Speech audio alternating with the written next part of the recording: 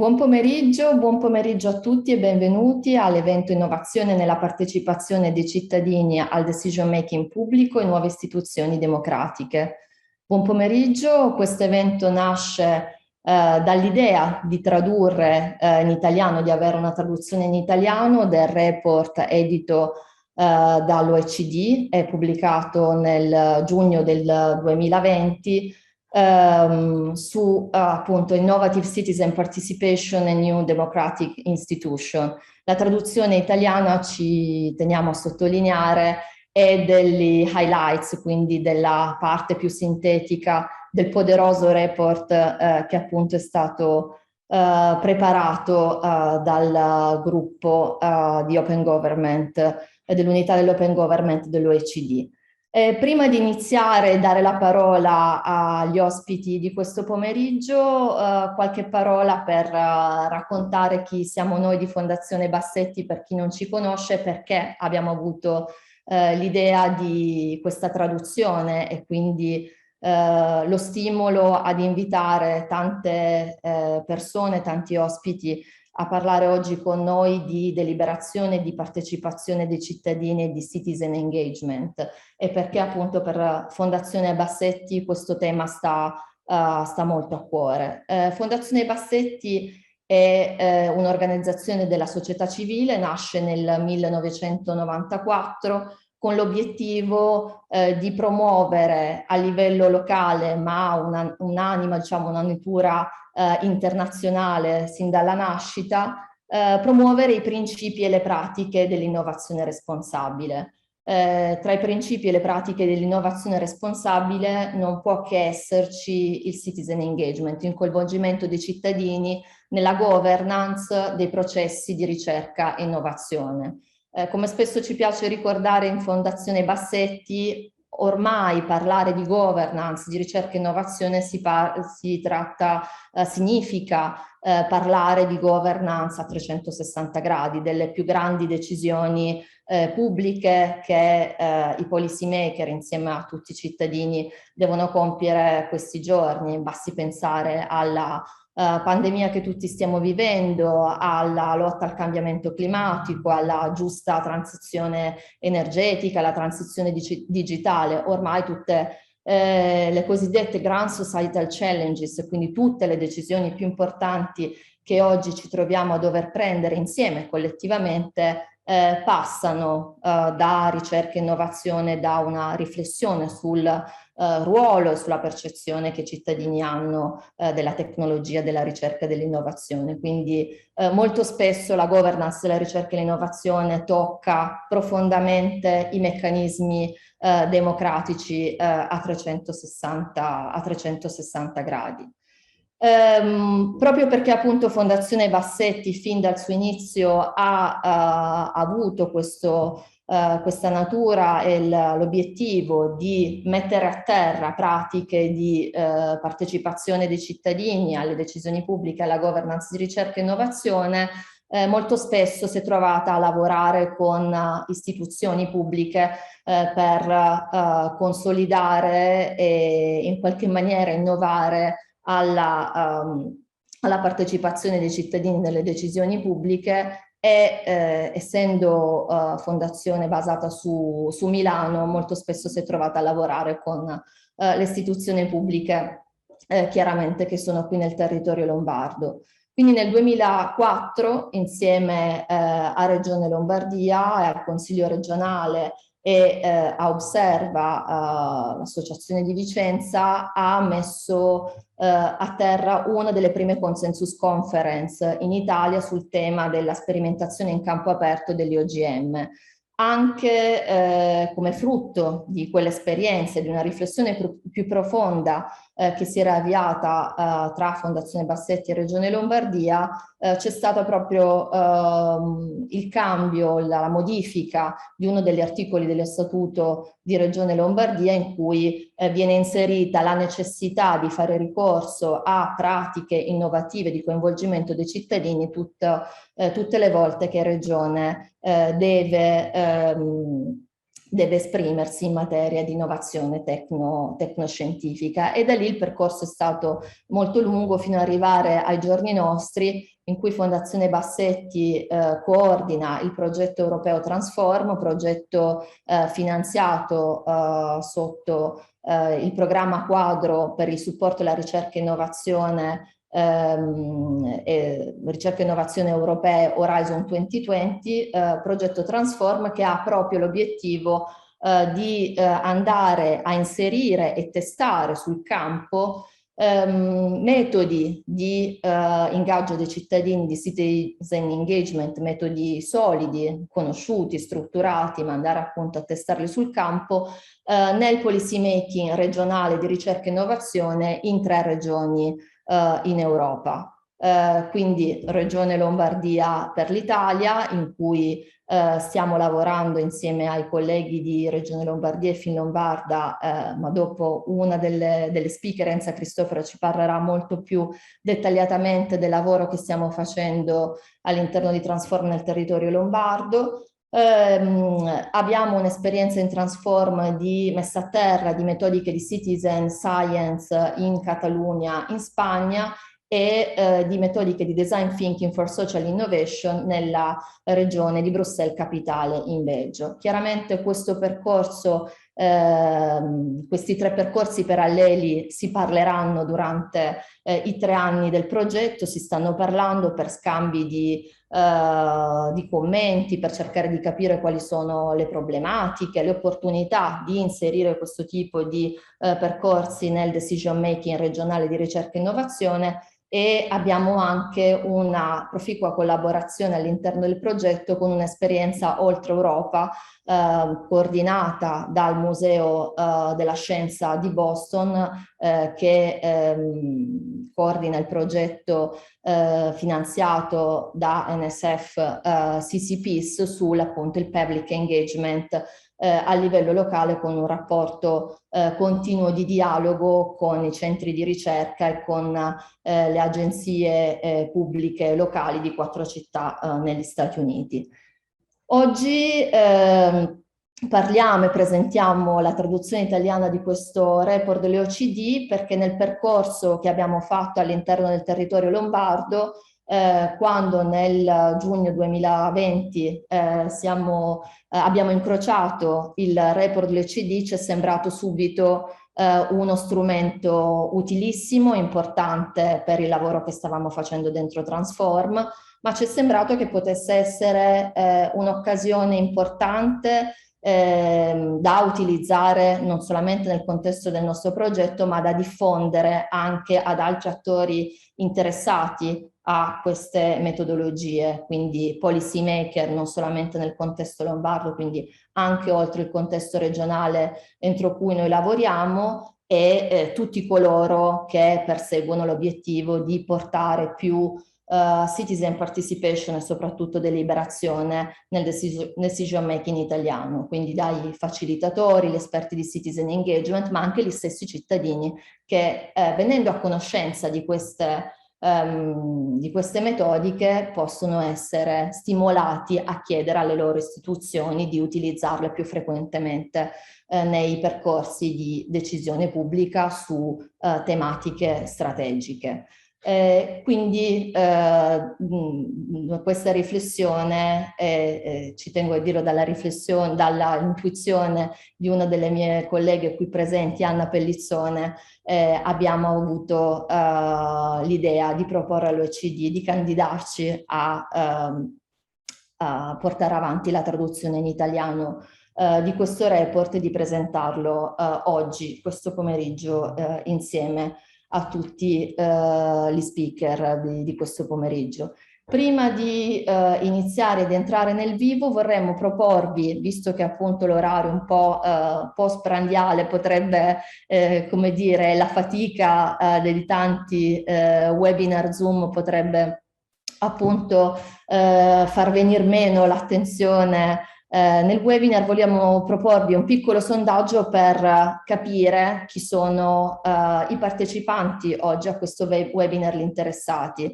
Abbiamo una diretta anche sul nostro canale Facebook di Fondazione Bassetti e quindi non possiamo purtroppo arrivare a loro, ma almeno ci piacerebbe conoscere chi sono i partecipanti, gli spettatori di oggi a questo evento.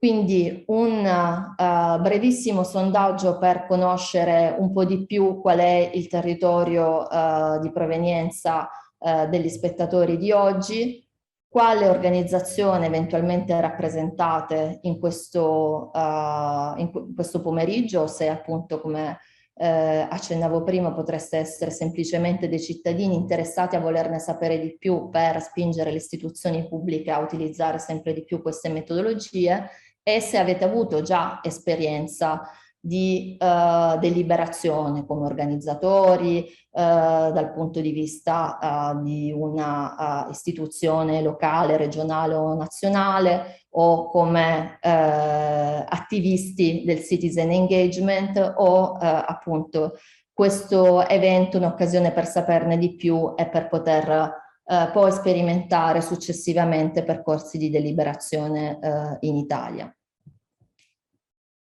Purtroppo gli strumenti di Zoom non permettono di avere, diciamo, una distribuzione, di avere a disposizione molte risposte, quindi non siamo riuscite a dettagliare tutte le singole regioni italiane, ma comunque ci serviva così per avere una panoramica veloce di coloro che oggi partecipano a questo incontro, perché ci sembra anche interessante come dato per capire quanto l'onda deliberativa potrebbe essere cavalcata attraverso il territorio italiano.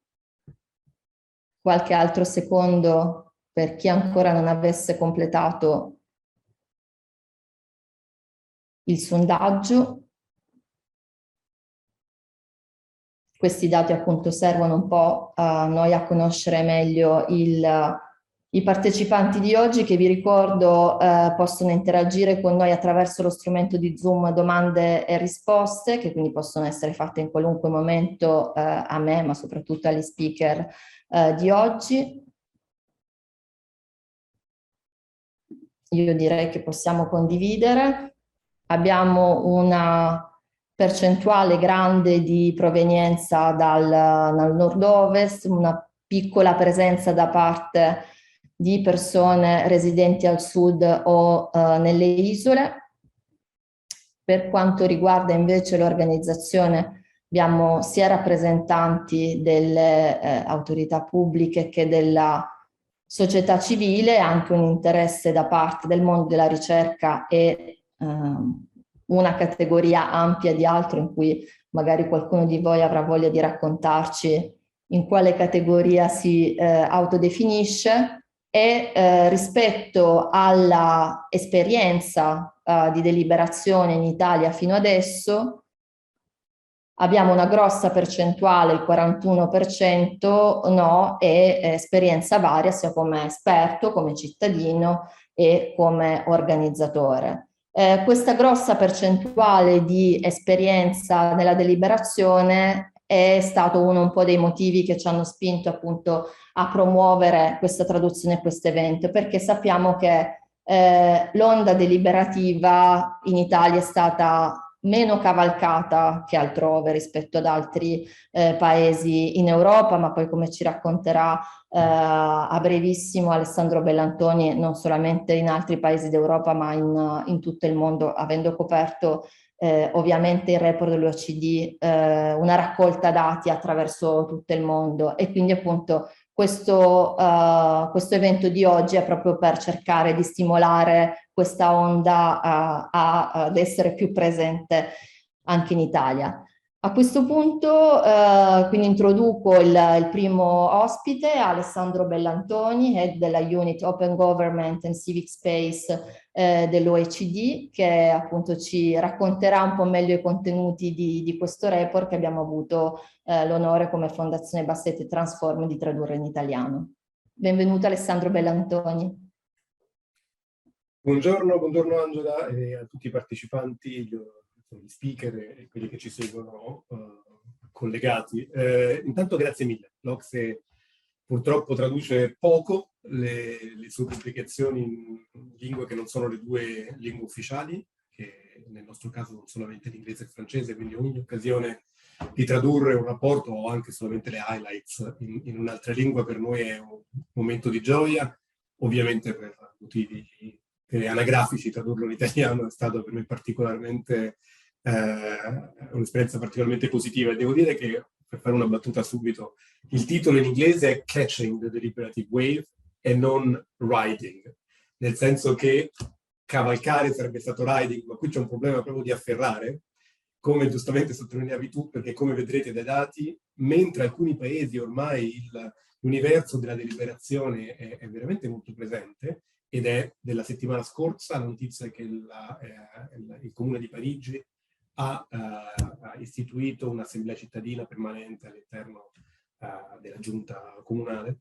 In altri paesi come l'Italia purtroppo invece quest'onda è passata un po' inosservata, e quindi c'è proprio una necessità di acchiapparla, direi quasi, e spero che insomma la traduzione del rapporto possa servire, e ancora di più eventi come questo, dove magari possiamo discuterne anche in maniera più approfondita, perché l'altro problema che abbiamo riscontrato è che ci sono dei pregiudizi sull'uso e sull'impatto delle dinamiche deliberative all'interno di quella che noi chiamiamo una democrazia rappresentativa, e come queste due diciamo, essenze della democrazia siano in contrapposizione, quando invece nella pratica non lo sono e invece si rafforzano. Ma senza anticipare, diciamo, i temi, se tu sei d'accordo, direi che comincio con la presentazione. Assolutamente. Allora.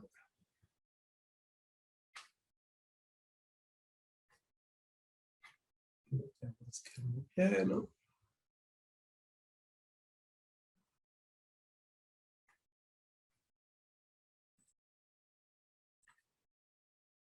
Allora, la vedete a schermo? La vediamo non a schermo intero con i comandi. Ok, allora adesso togliamo i comandi. E ora? Ancora non a schermo intero, ma probabilmente... Ora non la vediamo più. Meraviglioso, fantastico. Ora mi vedete? Ora sì, di nuovo come prima. Purtroppo la tecnologia all'Ocse non è uno degli aspetti più... Zoom comunque va sempre da pensare su queste cose. E voi vedete i comandi. Allora, vediamo se io non riesco neanche... Forse... Facciamo così. Va bene in maniera un po' rustica se la mettiamo così? È ben visibile, grazie. Mi dispiace, purtroppo non ho idea del perché non funziona. Allora, tanto non c'è molto testo, non ce ne dovrebbe essere moltissimo nelle slides. Allora, intanto ancora grazie per l'invito da parte dell'Ocse. Il lavoro che facciamo su la democrazia partecipativa, in particolare sulla deliberazione, nasce all'interno del lavoro che l'Ocse fa da ormai più di 20 anni su open government, governo aperto, partecipazione appunto cittadina, spazio civico, eccetera. Nel 2017 l'Ocse ha approvato una raccomandazione ufficiale, che è uno strumento legale rispetto ai Paesi membri, in cui si definiscono quali sono le caratteristiche di un governo aperto per i membri dell'organizzazione, e ovviamente la partecipazione dei cittadini, in particolar modo la partecipazione innovativa dei cittadini nel decision making pubblico è uno degli aspetti fondamentali. Proprio per documentare questa dinamica che, come dicevamo, è in corso, ma non lo è in maniera, diciamo, veramente paragonabile attraverso, diciamo, i paesi membri dell'OCSE, abbiamo fatto questo primo studio empirico che analizza appunto i processi deliberativi e rappresentativi in un campione di, mi pare, circa 40 paesi nel mondo. E appunto il motivo per cui ci siamo focalizzati su questo è proprio per dare evidenza all'importanza che la partecipazione e la deliberazione hanno nel rinnovamento della democrazia all'interno dei paesi OCSE e in particolare da un punto di vista della rappresentatività e non semplicemente del coinvolgimento da un punto di vista di consultazione, ma in un ambito di trasferimento reale di potere dalle amministrazioni ai cittadini, permettendogli quindi di deliberare su questioni specifiche di importanza pubblica. Uno degli esempi che ha avuto più eco all'interno dei paesi OCSE ovviamente è stata l'assemblea cittadina fatta in Irlanda per vari motivi. Uno, perché chiaramente è stata fatta a livello nazionale, mentre molti dei casi di deliberazione tipicamente accadono a un livello regionale, municipale. Ma poi per il tema, ovviamente, l'assemblea si è focalizzata sulla legge sull'aborto, che in Irlanda era in discussione in Parlamento, credo, per più di 30 anni, senza riuscire mai a sciogliersi un po' dalle dinamiche di interesse politico delle due parti principali del Parlamento. Grazie all'Assemblea cittadina, in collaborazione col Parlamento, si è riusciti a passare una legge che finalmente regola l'aborto in Irlanda, che credo fosse l'ultimo dei paesi dell'Unione Europea a non avere una legge in materia. Ora, gli esempi che sono nel rapporto, che nel frattempo sono aumentati, e nel nostro database, che poi metterò nella chat troverete tutta la versione più aggiornata, ma il rapporto si ferma al 2019, abbiamo trovato 289 esempi su 18 paesi OCSE, più una serie di paesi non membri che vedrete nelle slide successive, più o meno a tutti i livelli di governo, anche se ovviamente con una maggioranza a quelli che noi chiamiamo livelli diciamo, di governo più locali, regionale, provinciale, regionale, municipale. 12 modelli di processi deliberativi che poi noi abbiamo cercato di sintetizzare in uno schema OCSE che trovate anche nel rapporto e che hanno poi dato vita agli 11 principi di buone pratiche, che sono quelli che usiamo per valutare la qualità dei processi all'interno dell'OCSE. Ora, che cos'è un processo deliberativo rappresentativo? Ne parliamo rapidamente, poi ne possiamo discutere più nel dettaglio durante la discussione oggi, ma si parte da un'autorità pubblica che presenta un problema formulato come un compito. Quindi non è una consultazione generale, ma è una consultazione specifica in cui ai cittadini si chiede, si pone una domanda specifica alla quale bisogna dare una risposta. Questo per evitare che il risultato sia una discussione, mentre il risultato deve appunto essere una deliberazione e quindi una decisione. Attraverso il sistema della dottrina civica, di cui parleremo tra poco, si seleziona un gruppo rappresentativo di cittadini che si riuniscono in un'assemblea cittadina.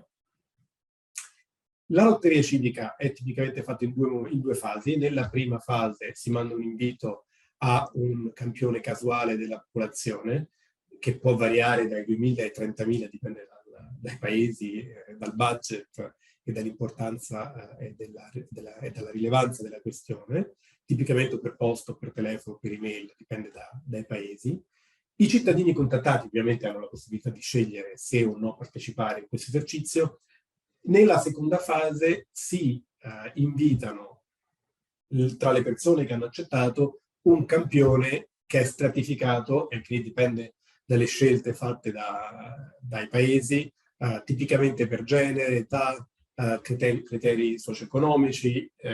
A Parigi c'è stato un forte dibattito interessante se scegliere cittadini o residenti, e si è optato per residenti, creando quindi un contesto molto più inclusivo che se avessero scelto solo i cittadini, eccetera, eccetera. Il gruppo finale viene considerato quindi rappresentativo della comunità interessata, e poi magari posso parlarne meglio dopo. Nella metodologia gli si chiede anche di non rappresentare solo se stessi, ma cercare di rappresentare il segmento della società per il quale si è stati selezionati. Finito questa pre-fase, direi, si entra veramente nella fase della deliberazione, che comincia sempre con un momento di orientamento e apprendimento. E questa è una fase fondamentale che dura spesso molti mesi, in cui tipicamente un soggetto terzo, a volte anche le istituzioni stesse, forniscono ai cittadini selezionati tutte le informazioni necessarie per poter prendere la decisione. Come potete immaginare, come questo processo è strutturato, la dice lunga sulla qualità, l'oggettività delle informazioni, o almeno la possibilità di rappresentare tutte le varie posizioni in campo. Poi si passa al vero e proprio atto di deliberazione, e quindi alla discussione fra i cittadini selezionati e poi la decisione vera e propria, che tipicamente viene poi comunicata a seconda del contesto istituzionale, o per esempio al Parlamento, come è stato nel caso dell'Irlanda, o a volte nei casi in cui l'Assemblea cittadina abbia pieni poteri, la decisione diventa automaticamente esecutiva. Ora, ovviamente, il mondo in questo momento è vario, e uno degli obiettivi del nostro rapporto era anche quello di mettere un po' ordine in questo mare magnum di pratiche. Quindi noi abbiamo scelto 3 criteri fondamentali per poter essere inclusi nel nostro rapporto. Uno era appunto la rappresentatività dei partecipanti, quindi abbiamo verificato l'esistenza di una metodologia che cercasse di garantire appunto la rappresentatività delle persone selezionate. Il fatto che la deliberazione includesse almeno un giorno specifico di incontri faccia a faccia, perché spesso non è il caso, e il fatto che ci fosse un collegamento con un'autorità pubblica. Molti casi esistono di deliberazione organizzata da organizzazioni della società civile, che poi viene data all'autorità pubblica come diciamo, pratica di lobbying, ma non ha di per sé un legame istituzionale con un'autorità che l'ha commissionata. Ora, come potete vedere, cerco di andare un po' rapidamente perché la mia presentazione è lunga e preferirei magari discuterne meglio nel dibattito.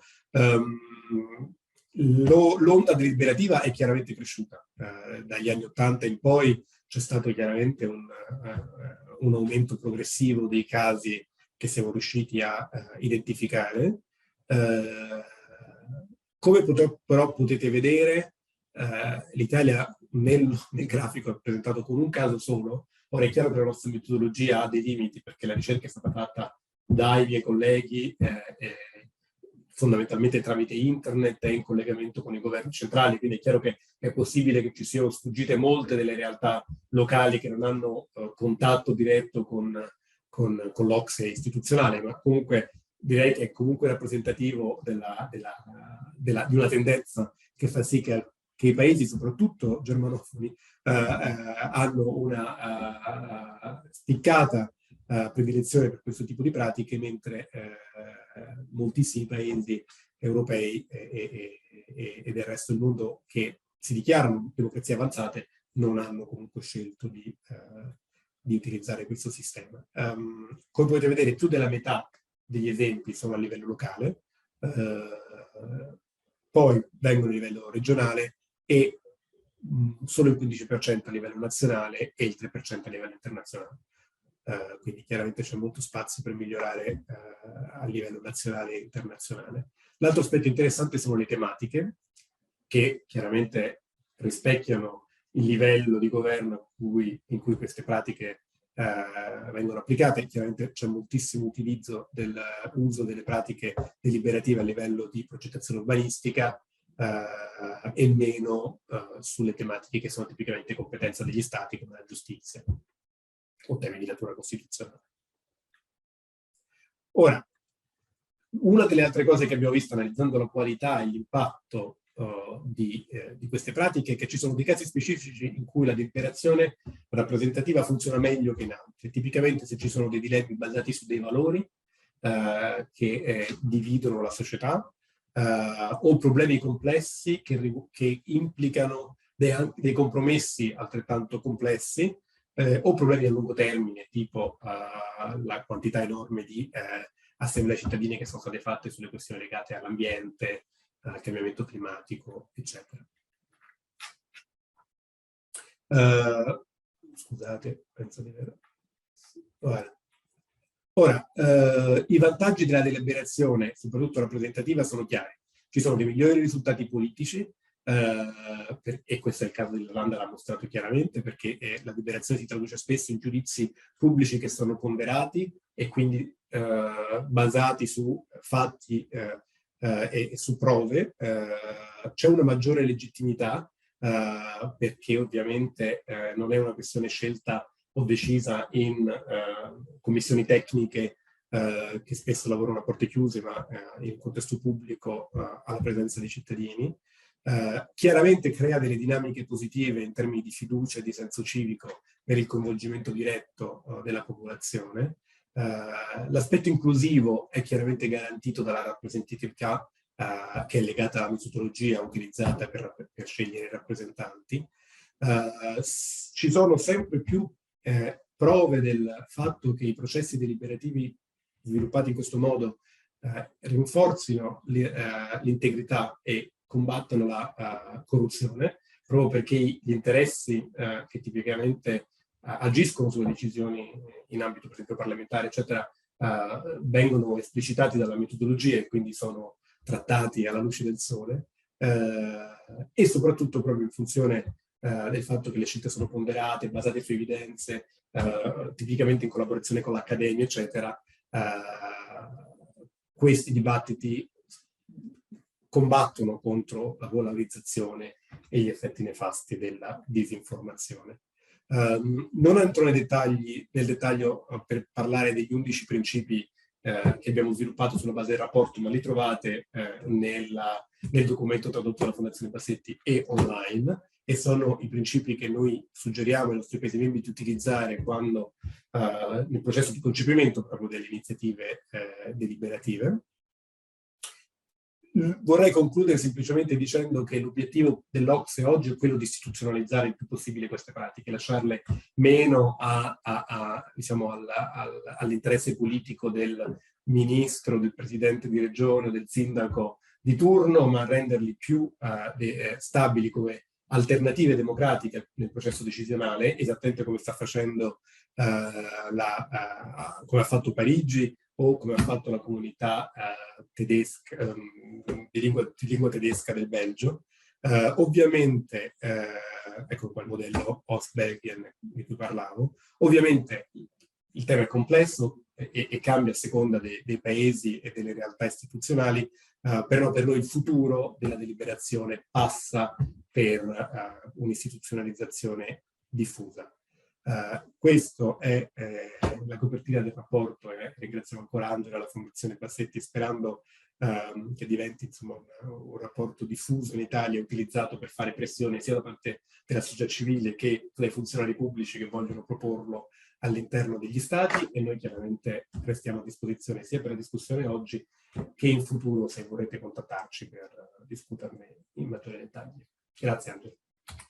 Grazie Alessandro Bellantoni per questa presentazione dei contenuti. In chat abbiamo condiviso i link per poter scaricare e consultare il report originale, e anche del blog Participo dell'OECD, lanciato anche per far continuare la discussione nella comunità di tutti coloro che lavorano attorno a queste tematiche, e anche del problema sorto durante la pandemia di come poter portare avanti queste metodologie, queste pratiche di democrazia deliberativa anche in contesti molto particolari come quelli del lockdown, o comunque di restrizioni di misure e di distanziamento sociale. Come ci ricordavi Alessandro, soprattutto una delle cifre della deliberazione è avere degli incontri di persona, dei workshop in cui ci sono delle persone sedute attorno a un tavolo che hanno la possibilità di scambiare opinioni informate chiaramente, ma hanno come dire, il contatto umano di poter dialogare con spazio e tempo a disposizione per farlo. La pandemia ha cambiato un po' tutto questo nelle comunicazioni normali di tutti noi, della scuola, della famiglia, del lavoro, e chiaramente ha avuto un impatto anche su queste metodologie. Quindi è in corso chiaramente una riflessione su come e quanto l'online può entrare nella deliberazione. Abbiamo avuto delle forme fortunate di deliberazione online, ma Alessandro Bellantoni, il futuro della deliberazione online, o speriamo di poter tornare agli incontri di persona per questo tipo di democrazia? Abbiamo bisogno del contatto umano, appunto, guardandoci in faccia e non attraverso uno schermo. Noi abbiamo scritto un articolo proprio su Partecipo, sulla democrazia digitale. Chiaramente il futuro al momento è online. Ovviamente però, come dicevi benissimo tu, l'aspetto fondamentale della deliberazione è proprio la capacità dei partecipanti di scambiare opinioni, di discutere i punti di vista, di analizzare gli elementi forniti, le prove, le evidenze, eccetera. E chiaramente, come anche questo seminario online dimostra, c'è un limite alla possibilità di fare questo tramite strumenti digitali. Quindi direi che il vero futuro della deliberazione non può che non essere di persona, però ci rendiamo anche conto che non solo legato alla pandemia, anche il fatto che stiamo cercando di promuovere questi aspetti a livello internazionale o a livello nazionale, è possibile magari che un approccio ibrido che prevede entrambe le cose forse può permettere alla deliberazione di raggiungere diciamo, contesti e luoghi dove adesso ancora non è neanche presa in considerazione. Grazie. È arrivata intanto una domanda nel nostro strumento domande e risposte di Zoom da Agostino Letardi, che ci chiede: ma non è abbastanza naturale che i processi deliberativi siano preminenti in ambito locale, ovvero in un ambito di prossimità? Che cosa racconta il vostro report Ox, Alessandro Bellantoni, rispetto a questo? Più sul locale, o ci sono esperimenti che hanno funzionato a livello nazionale o anche a livello cross nazionale? E allora, intanto Agostino assolutamente sì, certo che è normale, infatti più del 50% insomma, sono organizzati a livello locale e va benissimo. Il nostro rapporto su questo non fa null'altro che diciamo, prendere atto della realtà che è così com'è. Per noi il problema fondamentale è più il fatto che anche a livello locale sono spesso organizzati ad hoc dal sindaco di turno e questo fa sì anche che la metodologia vari notevolmente da un esercizio all'altro. Quindi il nostro tentativo è più che altro quello di standardizzare e alzare la qualità e evidenziare degli aspetti chiave. Per esempio, quello della rappresentatività e della metodologia che debba garantirla è uno degli aspetti più importanti, appunto direi fondamentali, e che di fatto invece non è sempre così rispettato. Prima cosa. Seconda cosa, il fatto però che poi queste buone pratiche non si spostino a un livello locale, a un livello più macro, cioè regionale o addirittura nazionale, secondo noi non è dovuta al fatto che la deliberazione sia di natura più utile a livello locale. Crediamo noi invece che sia una questione di consapevolezza e anche coraggio politico, e quindi noi vogliamo appoggiarci sul dato locale, ma per convincere il governo nazionale. E non è un caso che poi alla fine si parla molto di più di deliberazione oggi, dopo il caso del referendum fallito in Irlanda sulla legge sull'aborto e quindi la nuova iniziativa deliberativa. Quindi c'è spazio per entrambe le cose. E se mi permetti, scusa Angela, risponderei anche alla domanda successiva, perché mi pare fondamentale. Sì, nella maggior parte dei casi che noi abbiamo analizzato c'è bisogno di un ente terzo. O meglio, non c'è bisogno, è stato utilizzato un ente terzo che forniva le informazioni. Ora, c'è solo una questione da fare attenzione. La responsabilità politica di un processo deliberativo deve rimanere nelle istituzioni che commissiona il processo, perché se no è difficile poi assicurarsi l'implementazione delle decisioni prese. Il ruolo di un soggetto terzo è più che altro quello di garantire la diversità delle opinioni presentate, e paradossalmente, perché i soggetti terzi sono tipicamente soggetti di diritto privato, ONG, eccetera, anche un certo monitoraggio da parte dell'istituzione che questo avvenga. Quindi il ruolo è quello più che altro di fare da piattaforma. Però noi sottolineiamo moltissimo la responsabilità politica delle autorità pubbliche che richiedono la deliberazione di garantire tutta una serie di cose che sono rappresentate poi dagli 11 principi di cui abbiamo parlato nella presentazione. Grazie mille, poi Gian Diego Carastro mette a disposizione di tutti un altro link utile, un altro strumento utile che sicuramente noi personalmente come Fondazione Bassetti andremo a vedere, credo sarà molto utile anche per tutti gli altri partecipanti. Quindi l'impegno politico, Alessandro Ballantoni, è assolutamente fondamentale. Come dicevamo, ci sono tante esperienze sicuramente interessanti che forse tengono, come dire, anche viva l'energia delle comunità locali partendo dal basso, ma un impatto vero non si può avere se non ci sono a bordo le autorità regionali, locali o nazionali che commissionano questo tipo di percorso. Allo stesso tempo credo che ci siano due elementi fondamentali del commitment delle autorità. Fare questo tipo di percorso significa non sapere come andrà a finire, nel senso la libertà, l'opzione zero, cambiare tutti i programmi che magari politicamente potevano essere stati fatti dall'inizio, devono essere un'opzione verificabile all'interno del percorso, altrimenti come dire, viene meno la trasparenza e c'è solamente la possibilità di per i cittadini di esprimersi su una serie limitata e anche già, come dire, preindirizzata da parte delle autorità. Trasparenza significa anche eventualmente rigettare quello che viene detto dai cittadini alla fine del percorso. È un'opzione possibile perché magari le migliori intenzioni, le migliori raccomandazioni che vengono ai cittadini non sono praticamente possibili in termini di tempo, in termini di procedure amministrative. L'importante è che l'autorità che ha iniziato il percorso abbia la trasparenza e la responsabilità di rispondere del perché alcune cose magari nel momento, nell'immediato non possono essere prese in considerazione, ma verranno considerate. Quindi significa il commitment della parte delle autorità è fondamentale in tanti punti del processo, non solamente nel dare l'avvio e dire partiamo con questo percorso, come dire, si riverbera su tutto il percorso che viene fatto di deliberazione, corretto? No, hai perfettamente ragione e questo è un tema enorme in realtà che attraversa tutta la questione della partecipazione cittadina, perché chiaramente questo è vero anche per il budget partecipativo, è vero per qualsiasi consultazione. Io faccio sempre l'esempio che qui a Parigi il primo progetto votato, come immagino sappiate, Parigi è la città al mondo con la più alta il budget più alto che è deciso in maniera partecipativa, quindi è non so quanti milioni di euro ogni anno vengono decisi in maniera partecipativa. Il primo progetto votato era la distruzione del Sacro Cuore, che è un simbolo molto forte, antirivoluzionario, che i parigini detestano. E il Comune di Parigi ha risposto che, essendo sul terreno demaniale della Chiesa, non è nelle competenze del Comune di Parigi distruggere il Sacro Cuore. Ed è un esempio interessante, perché a parte il fatto che chiaramente non c'era una vera intenzione da parte dei cittadini, però il Comune ha risposto. E quindi è importante spiegare il no quando viene dato. Ora, nell'ambito specifico dei processi deliberativi, lì è anche un po' il discorso che stiamo cercando di fare sulla qualità della metodologia, perché queste cose vanno decise ex ante.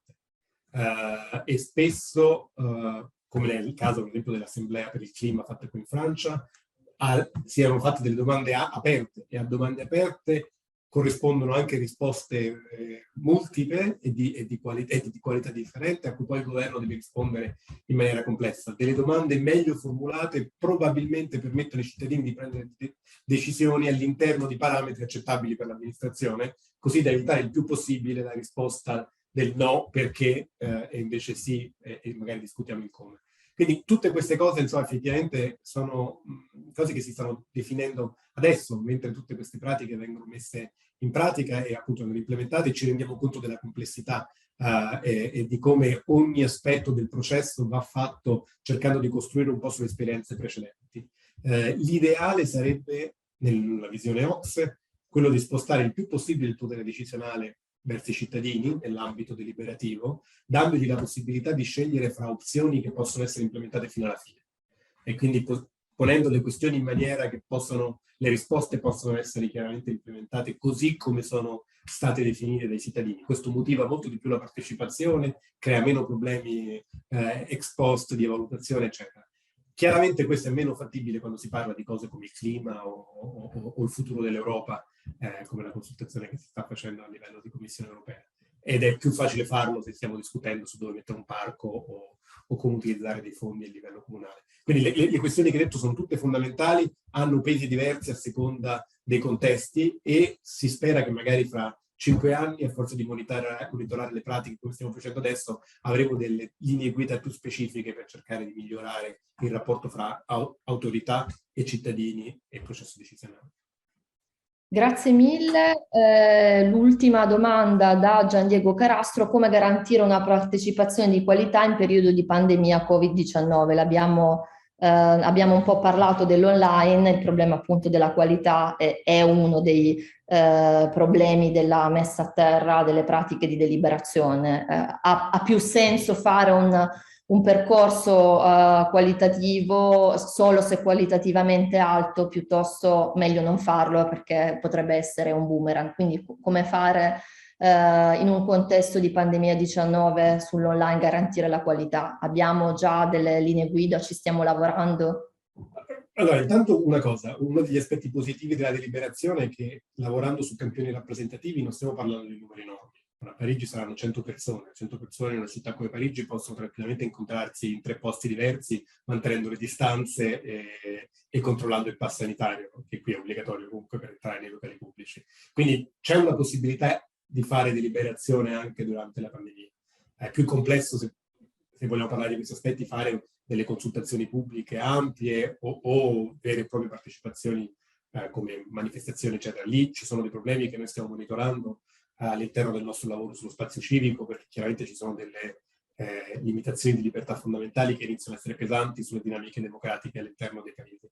Da un punto di vista proprio di deliberazione, diciamo, i numeri piccoli permettono, almeno in questo momento della pandemia, di fare cose positive. Chiaro, in un momento in cui i numeri dovessero crescere, si dovesse rientrare in un lockdown, no. Sul digitale, ottima domanda, no, non abbiamo ancora delle linee guida, le vorremmo sviluppare. Stiamo parlando con i nostri paesi membri per capire loro come vedono la questione. Il problema, lo riassumo rapidamente, poi magari ne possiamo parlare meglio forse se c'è più tempo, alla fine è che le soluzioni che si profilano sono soluzioni tecnologicamente complesse e che quindi poi portano a un problema di divario digitale. Perché già Zoom, come lo stiamo utilizzando oggi, ha dei limiti e comunque non è alla portata di tutti. Quando iniziamo a parlare di asincrono, breakout rooms, chat, eccetera, diventa ancora più complesso e il rischio è che poi sicuramente si possa interagire solo con un numero limitato di persone, tipicamente fra i 20 e i 40 anni, e non è quello l'obiettivo della consultazione. Però ci stiamo lavorando perché sembra purtroppo essere un tema destinato a restare con noi per ancora un po' di tempo. Grazie mille ad Alessandro Bellantonio. Ho visto che sono arrivate delle altre domande, le terremo per il dibattito finale perché appunto abbiamo un'agenda molto fitta e vorrei dare spazio a tutti gli speaker, a tutti gli ospiti di poter intervenire. Grazie ancora quindi Alessandro Bellantoni. Io passerei a questo punto la parola ad Angela Guimaraes Pereira. Conosciamo bene Angela perché è nell'advisory board del nostro progetto Transform, ma soprattutto abbiamo il piacere di ospitarla oggi perché proprio da pochissimo, all'inizio di questo mese, è stato lanciato il Competence Center on Participatory and Deliberative Democracy della Commissione europea da parte del JRC. Angela Pereira è una senior researcher proprio al JRC di ISPRA in Italia sul territorio lombardo e quindi ci piace avere il suo parere rispetto a quello che appunto il Competence Center può fare in questo contesto e come strumenti come quello lanciato dall'OCSE sono strumenti utili per supportare l'onda deliberativa e della partecipazione dei cittadini. Quindi quanto tutti questi strumenti di supporto possono davvero migliorare la messa a terra di pratiche di citizen engagement in Italia, ma anche oltre, guardando appunto il prospetto che ha davanti il Competence Center della Commissione Europea. Benvenuta Angela. Grazie Angela Simone e grazie anche alla Fondazione Vassetti e a te per avermi invitato a parlare di questo nuovo centro della Commissione Europea su democrazia partecipativa e deliberativa. Io ho una presentazione, spero poter... Assolutamente.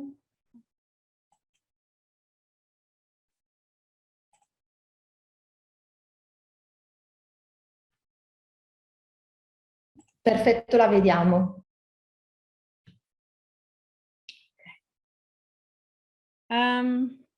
Quindi il 6 ottobre abbiamo inaugurato il centro di competenza sulla democrazia partecipativa e deliberativa.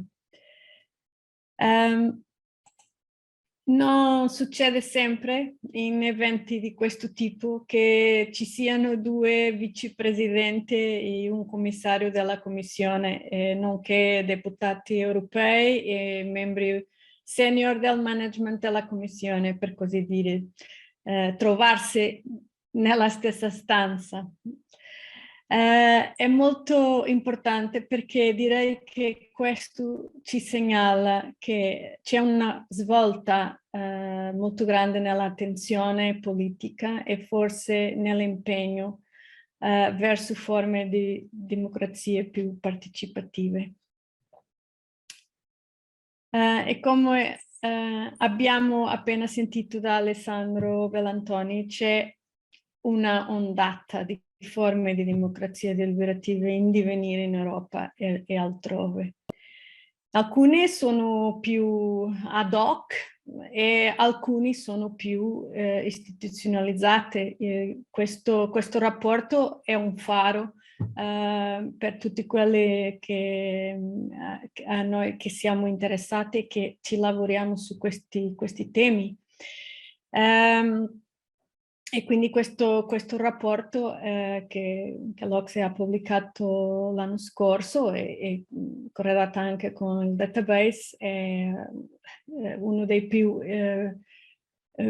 importanti fonti di evidenza su come si sta sviluppando questo tipo questa forma di governo in Europa e altrove.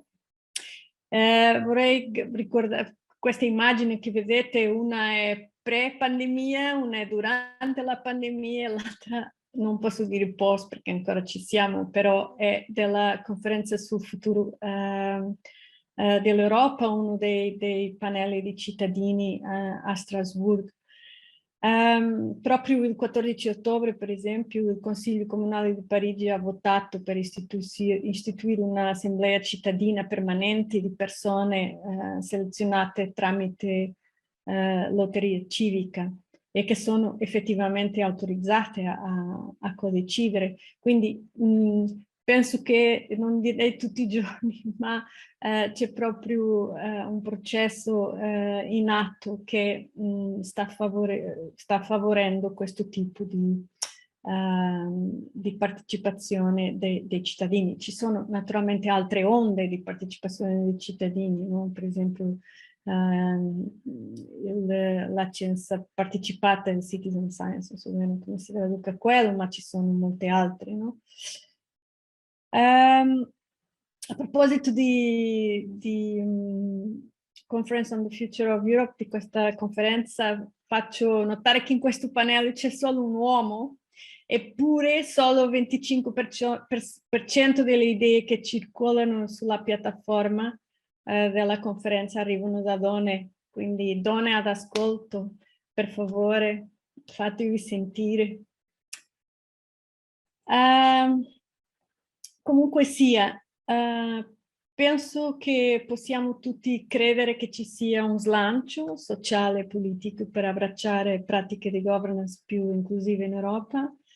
Il centro nacque per sostenere la priorità 6 della Commissione, cioè un nuovo slancio per la democrazia europea. Alla Commissione possiamo dire che anche stiamo cavalcando l'onda.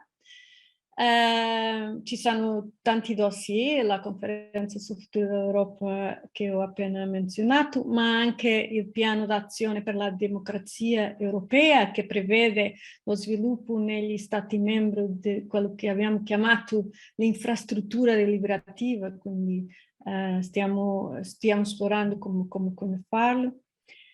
Ma anche per esempio le missioni europee sul cancro, l'adattamento al clima, i suoli, gli oceani e le città verdi, nonché le politiche di coesione e il patto per il clima. Quindi la Commissione sta anche dando dei passi per cavalcare questa onda e il centro di competenze vuole sostenere questo.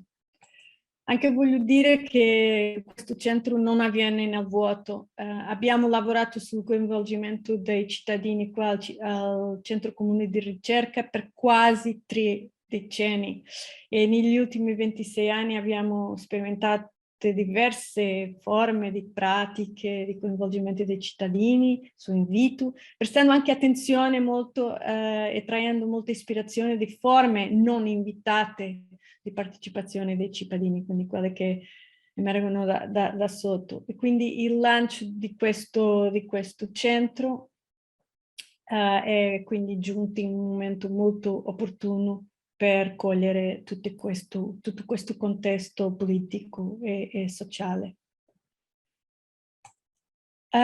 Questo centro fa parte di un gruppo di centro di competenze che abbiamo al Centro Comune di Ricerca, quindi dalla Commissione, che mirano a collegare meglio la scienza e la politica in aree di ricerca trasversali, in questo caso sulla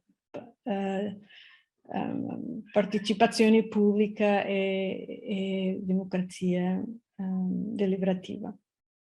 Questi centri sono un po' branding, un po' strumenti di gestione della conoscenza, sono luoghi in cui il responsabile delle politiche con esigenze di conoscenza e i ricercatori con competenze e conoscenze utili possano incontrarsi.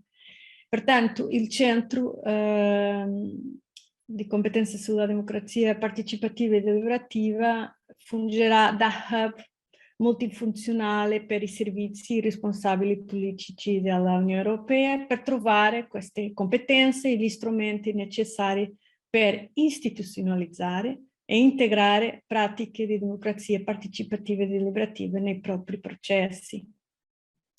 Infatti noi abbiamo 2 grandi ambizioni che sono intrecciate. In primo luogo noi stiamo lavorando per integrare queste pratiche partecipative e deliberative nei servizi della Commissione e quindi abbiamo iniziato questo sforzo, per esempio stiamo sviluppando una cultura partecipativa all'interno della Commissione. Abbiamo molti progetti con i quali proviamo di dare l'esempio, quindi anche dare l'esempio all'interno ma anche all'esterno di come fare queste cose, perché molto spesso quello che abbiamo dai nostri colleghi è che queste sono imprese diciamo giganti e invece noi vogliamo un po' anche far capire che è possibile e che naturalmente richiede tutte risorse e strutture per farlo, ma che è possibile. Quindi il nostro lavoro è esplorare questa istituzionalizzare e normalizzare un nuovo modo di lavorare, ossia quando qualcuno inizia un dossier politico alla Commissione, non deve incominciare da scrivere un paper, ma sì da chiedere, da andare fuori e chiedere ai cittadini qual è la problematica e anche magari di esplorare delle soluzioni. Il centro si basa in 5 pilastri, uno è la guida, quindi sono pilastri che sono grandi contenitori, no? Che funzionano comunque insieme. Quindi uno è guida, l'altro è sviluppo delle capacità, un deposito di conoscenze, ricerche e innovazione e rete. Guida, quindi qua si tratta proprio di sostenere il come. Noi naturalmente forniamo anche le motivazioni e le inquadrature e assicuriamo che la Commissione sia aggiornata sugli sviluppi della forma di governance partecipativa e deliberativa in tutto il mondo e in particolare tra le istituzioni con simili competenze come il nostro, però siamo molto puntati su aiutare a come farlo e quindi sviluppiamo protocolli, i toolkit, abbiamo appena pubblicato un toolkit, questo qua che vedete che si chiama Engaging with Food, People and Places, rivolta alla comunità scolastica per aiutare a creare una cultura di dialogo alla scuola. Si basa sul lavoro che abbiamo svolto sull'approvvigionamento alimentare per le scuole, ma può essere utilizzato praticamente per qualsiasi problema che riguardi alunni e giovani. Tra un po' uscirà anche la versione italiana. Noi facciamo anche valutazione di processi partecipativi, lavoriamo su questo, facciamo pilotaggio di processi, aiutiamo i nostri colleghi a sviluppare dei pilota su processi partecipativi, eccetera. Un esempio di cose che facciamo in questo senso è che la piattaforma digitale della conferenza sul futuro dell'Europa è stata proprio è risultata da un studio che noi abbiamo fatto in quanto gruppo per sostenere altri servizi alla Commissione. Il 6 ottobre abbiamo anche lanciato anche il nostro sito web dedicato alla comunità di quelli che fanno questo tipo di lavoro. È un deposito di conoscenze, è interattivo, quindi qualsiasi persona può anche registrare qua il suo lavoro, sia come progetto o sia come organizzazione, ma funge anche come luogo di sviluppo delle capacità e competenze e abbiamo anche un forum con il quale vogliamo sostenere la comunità.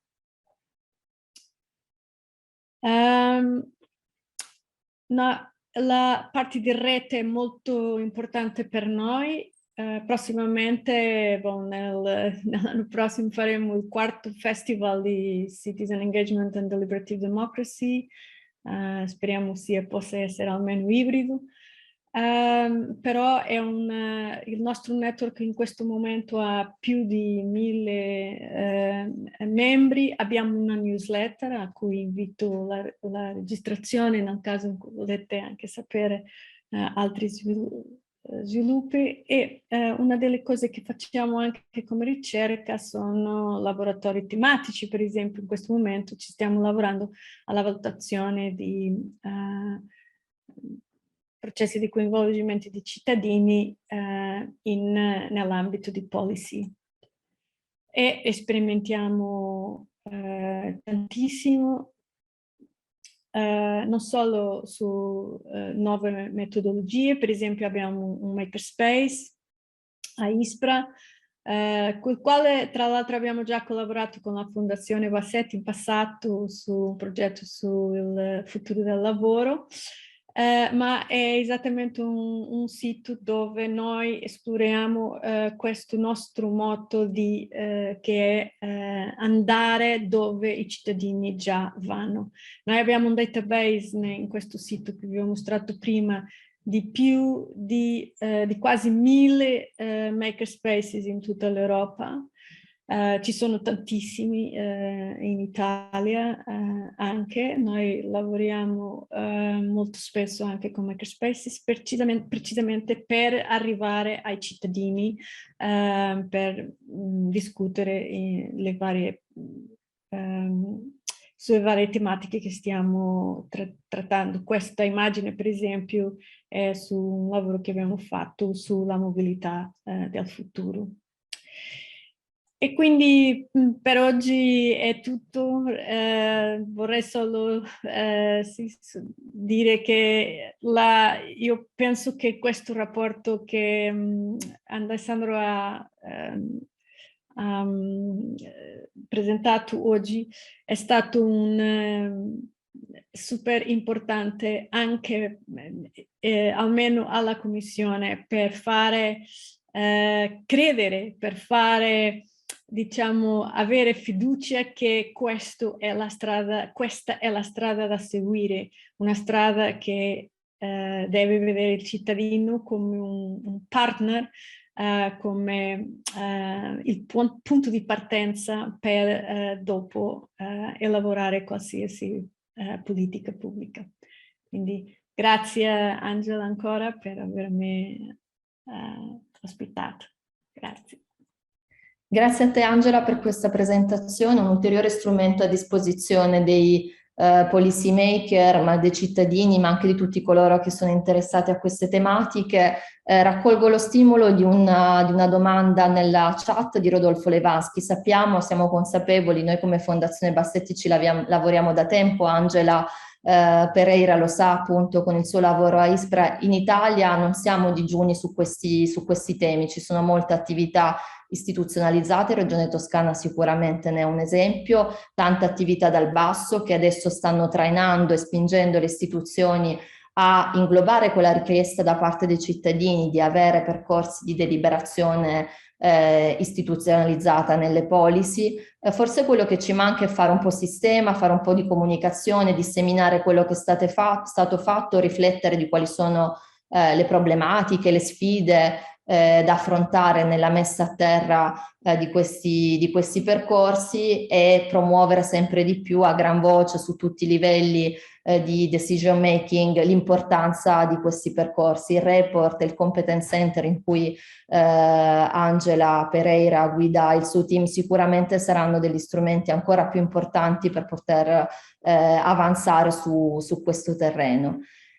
Grazie mille, grazie Angela anche di aver condiviso qualche link, avevamo già inserito qualcosa ma ben volentieri se hai altri link da condividere nella chat con tutti sono benvenuti per fornire sempre più spunti di riflessione e di azione a chi ci segue.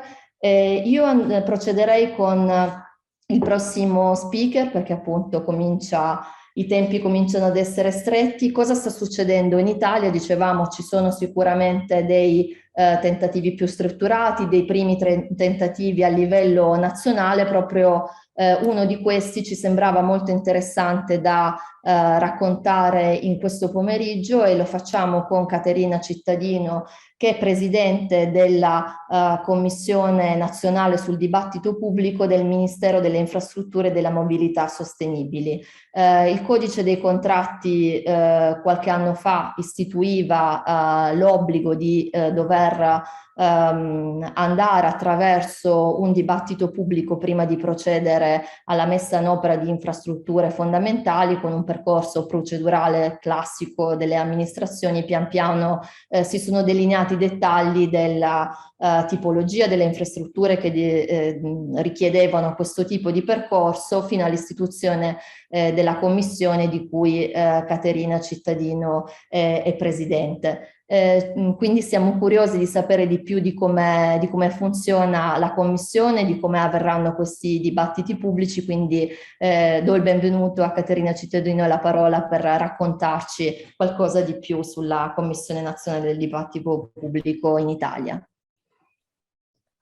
Grazie a voi per avermi invitato e per darmi l'opportunità appunto di parlare un po' di questo istituto che, come potete immaginare, è ancora pochissimo conosciuto in Italia. Quindi per me è un'occasione importante questa che voi mi avete offerto. Come lei diceva, il codice, diciamo, nel 2016 prevedeva l'istituzione di un dibattito pubblico in Italia che doveva riguardare le grandi opere, quindi opere che per dimensione e impatto territoriale e naturalmente anche entità economica dovevano essere portate all'attenzione e alla partecipazione di quelli che noi chiamiamo i portatori di interesse, quindi organizzazioni, società civili e naturalmente i cittadini coinvolti nell'opera.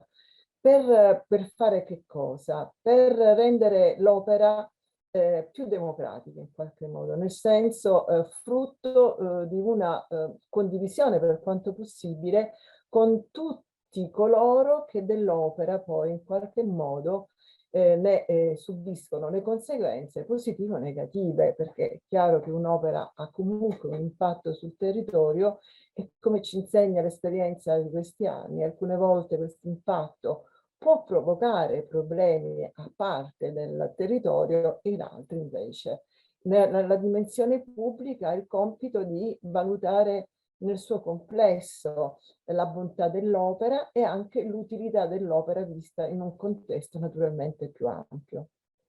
Questo anche per rispondere a quella domanda, è una dimensione locale o una dimensione pubblica?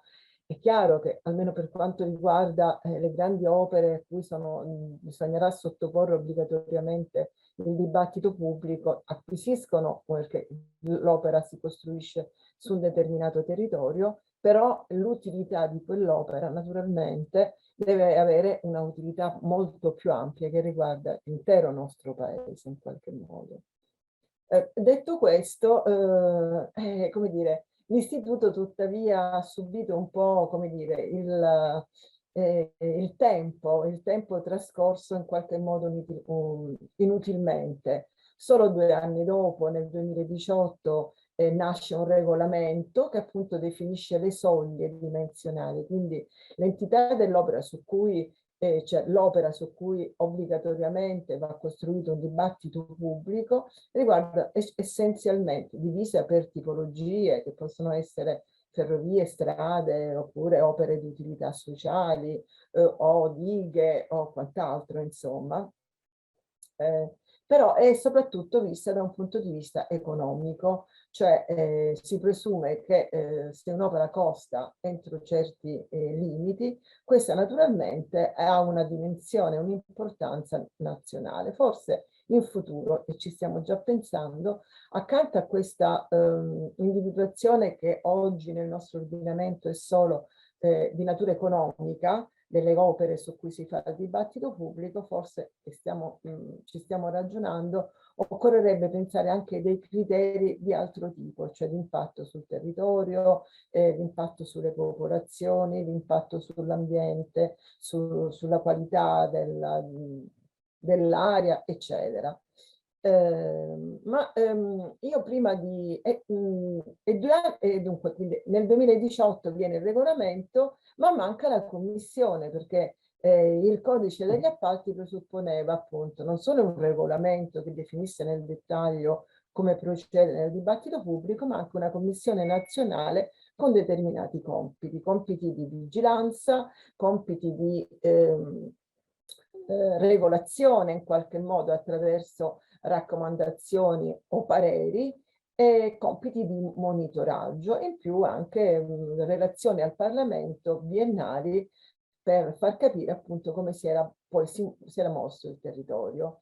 Questa commissione aspetta ulteriori 2 anni dal 2018 e soltanto il 30 dicembre del 2020 viene appunto nominata.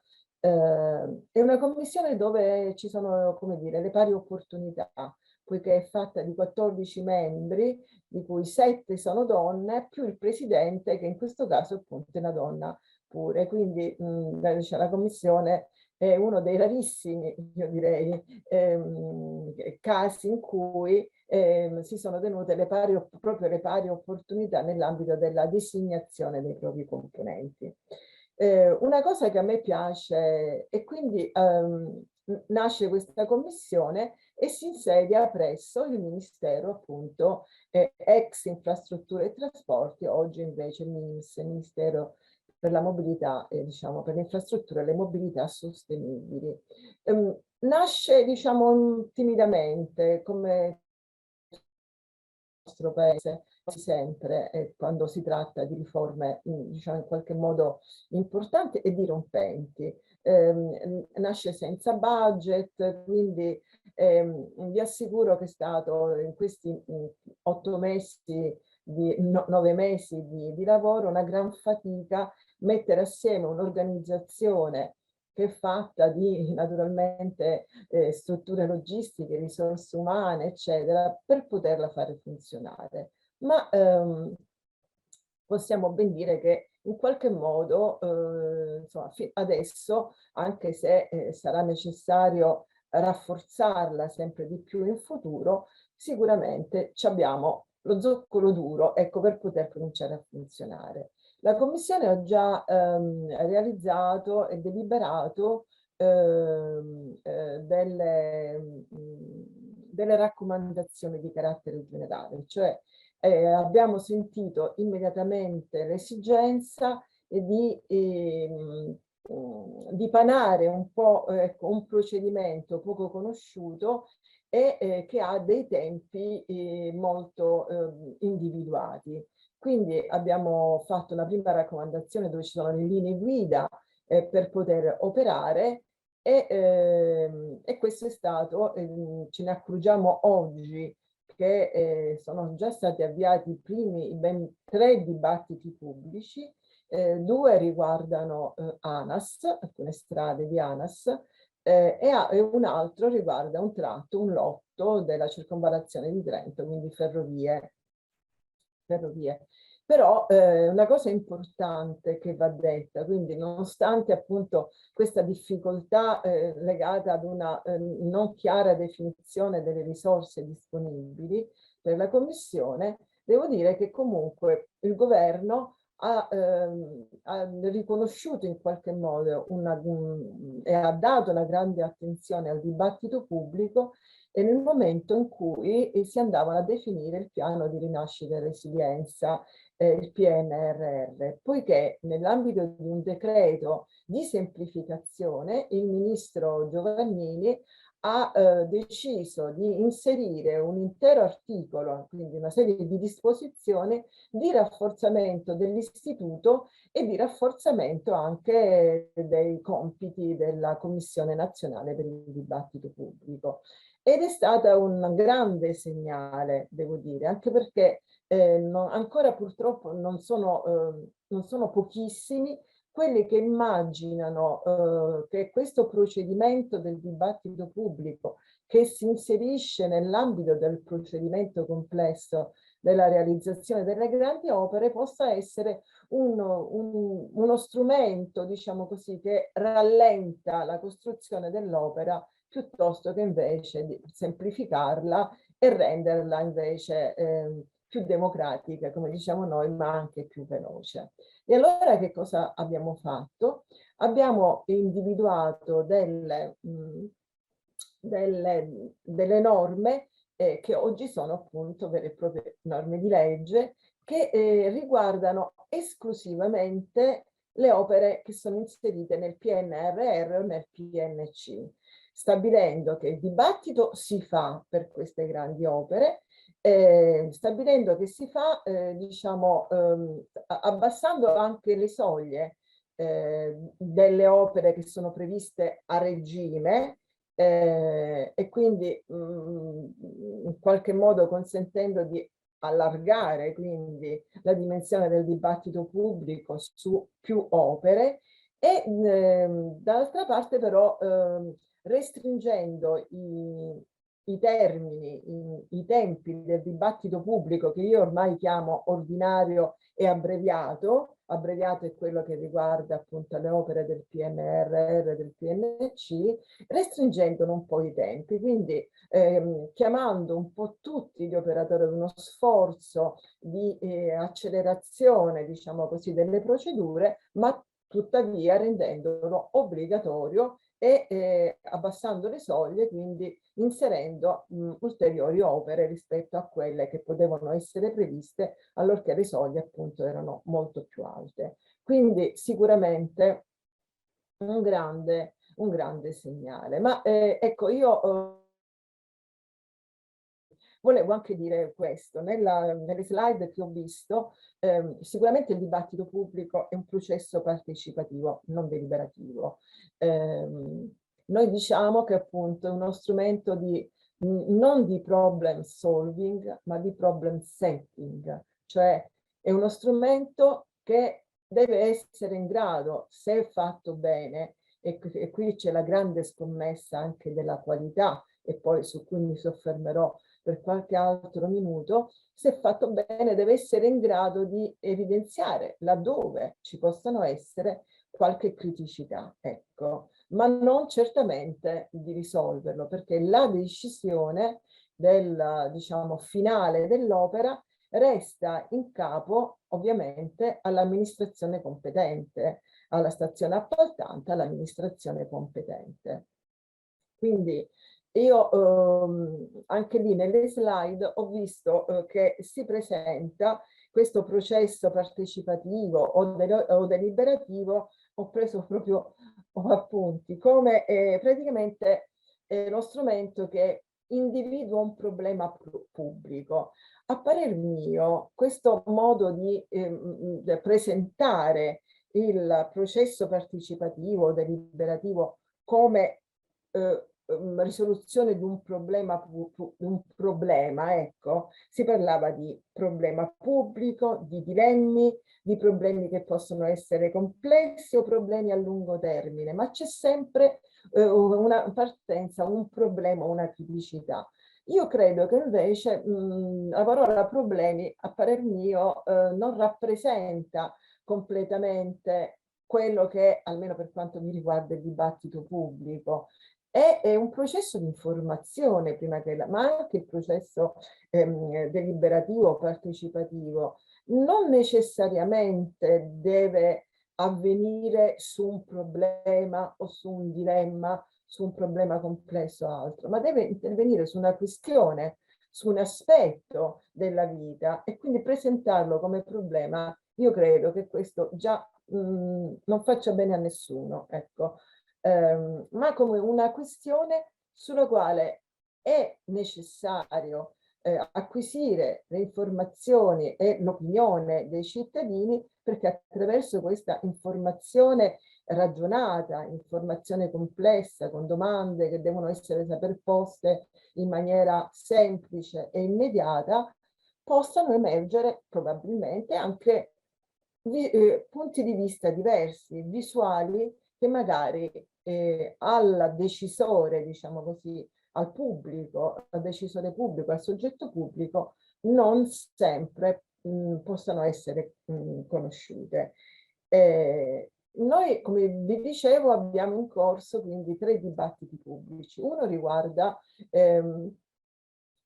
proprio un'opera del PNRR e quindi con il procedimento abbreviato, che è quella di Ferrovie, e altre 2 invece sono col procedimento ordinario, cioè pur non essendo inserite nell'ambito di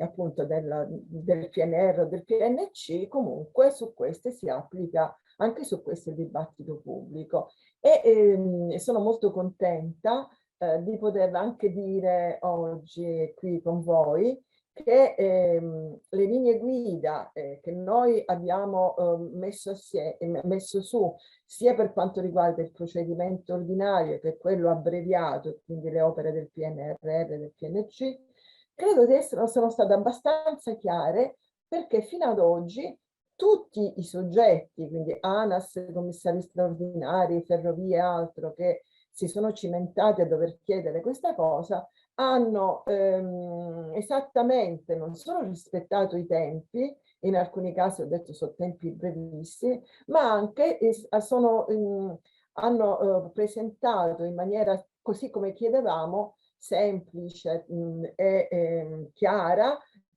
tutte le questioni su cui si aprirà il dibattito pubblico. In Italia il dibattito pubblico, tuttavia, verrà affidato, cioè il procedimento prevede un coordinatore del dibattito pubblico. Naturalmente non è la commissione è una sorta di authority, tra virgolette, di vigilanza, di controllo e quant'altro, ma un soggetto che dipendente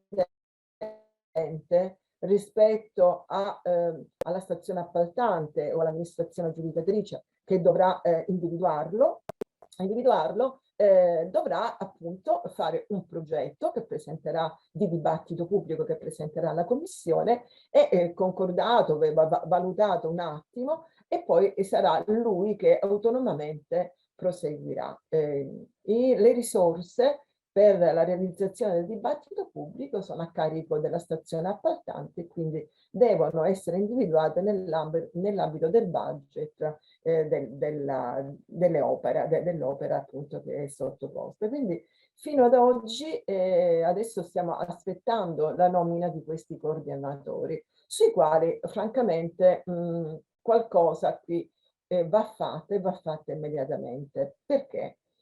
Perché la legge stabilisce che i coordinatori del dibattito pubblico devono essere in prima battuta, la stazione appaltante deve chiedere all'amministrazione aggiudicatrice che ci ha messo i soldi in qualche modo, che se c'è un dirigente, quindi individua la figura del coordinatore in un dirigente pubblico. Ora, naturalmente questo dirigente pubblico deve avere determinati requisiti, deve avere, su cui la Commissione sta già facendo tutta una serie di riflessioni e presto verranno fuori delle linee che individueranno quali sono in qualche modo le esperienze, le competenze che il coordinatore del dibattito pubblico deve avere. Ma naturalmente è facile immaginare che non ce ne saranno dirigenti con questa esperienza, perché finora in Italia questa esperienza non l'ha fatta nessuno. In qualche regione, sì, la Toscana, insomma, l'Emilia, però insomma, come dire, sono davvero molto, molto pochi. E allora ecco che abbiamo inserito io stessa, che diciamo, come dire, che ho dei corsi di insegnamento alla scuola, ho chiesto e partiranno il prossimo anno proprio dei corsi di formazione rivolti ai dirigenti pubblici che insegnino una professione, perché di questo naturalmente si tratta. Nel frattempo però l'ordinamento dice se non ci sono dei dirigenti presso l'amministrazione che è aggiudicatrice competente, la stazione appaltante può rivolgersi al mercato. Quindi nei primi 3 dibattiti pubblici non avendo, diciamo, all'interno del Ministero, non essendoci dei dirigenti, saranno sicuramente delle società attraverso un appalto di servizi che svolgeranno il dibattito pubblico, questo mestiere e questo lavoro. Ecco, l'attenzione naturalmente non è tanto al rispetto dei tempi, che anche quello è importante, perché proprio è una scommessa che abbiamo fatto tutti, a cominciare dal Ministro, a cui veramente lo ringrazio continuamente per la sensibilità che ha dimostrato nei confronti di strumenti appunto come questo, ma è anche un problema di qualità, perché cioè è facile pensare che si possa fare qualcosa così come viene e quindi a questo punto sì che non è più utile, ma è solo, diciamo, qualcosa che poi peggiora in qualche modo, o quantomeno se non peggiora è inutile e ininfluente. Quindi la qualità è molto importante e su questa qualità la Commissione diciamo che si ritrova anch'essa per la prima volta chiaramente a svolgere appunto questo ruolo di coordinamento, di parere, di monitoraggio, di vigilanza, sta e starà molto attenta affinché appunto questa qualità che poi è l'unica strada per rendere lo strumento davvero utile, e utile vuol dire trasparente,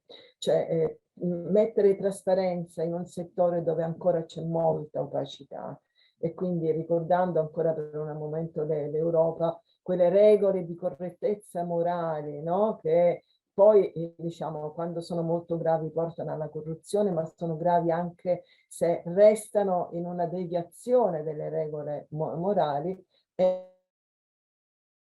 Questo potrebbe essere diciamo ridotto nel momento in cui c'è una partecipazione collettiva. Siamo alla common law? Non credo proprio, però certamente, e io l'ho sempre detto, lo penso perché ci credo davvero, certo questo è un primo passo di uno strumento di soft law quantomeno, in cui il nostro paese si cimenta con strumenti diversi, dove il controllo che prima riguardava il controllo sugli atti, il controllo della legittimità, diventa un controllo più corale, ma se fatto bene, certamente non meno efficace. Quindi ho concluso così.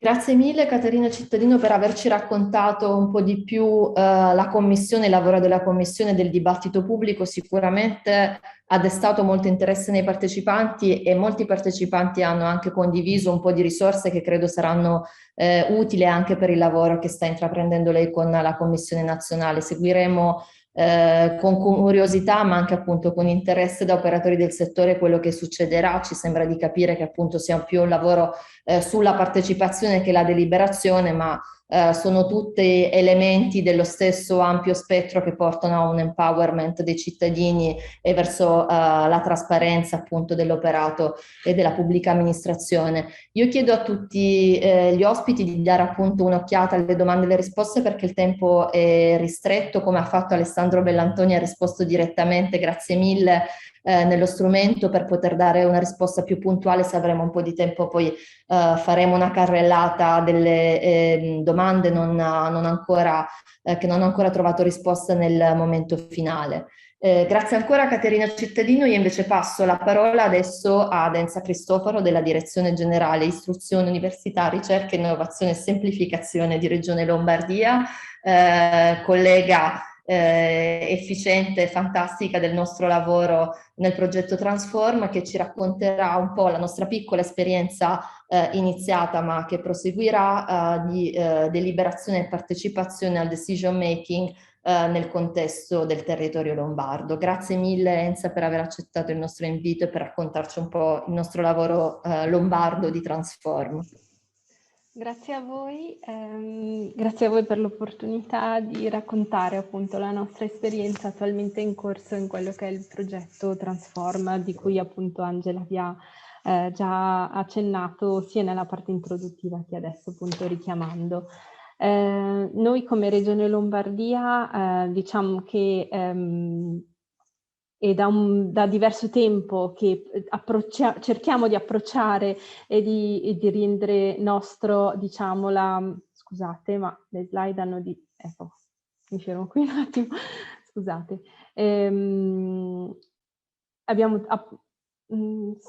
Non so perché, ma le mie slide vanno avanti da sole, eppure, altrimenti faccio come ha fatto prima il collega.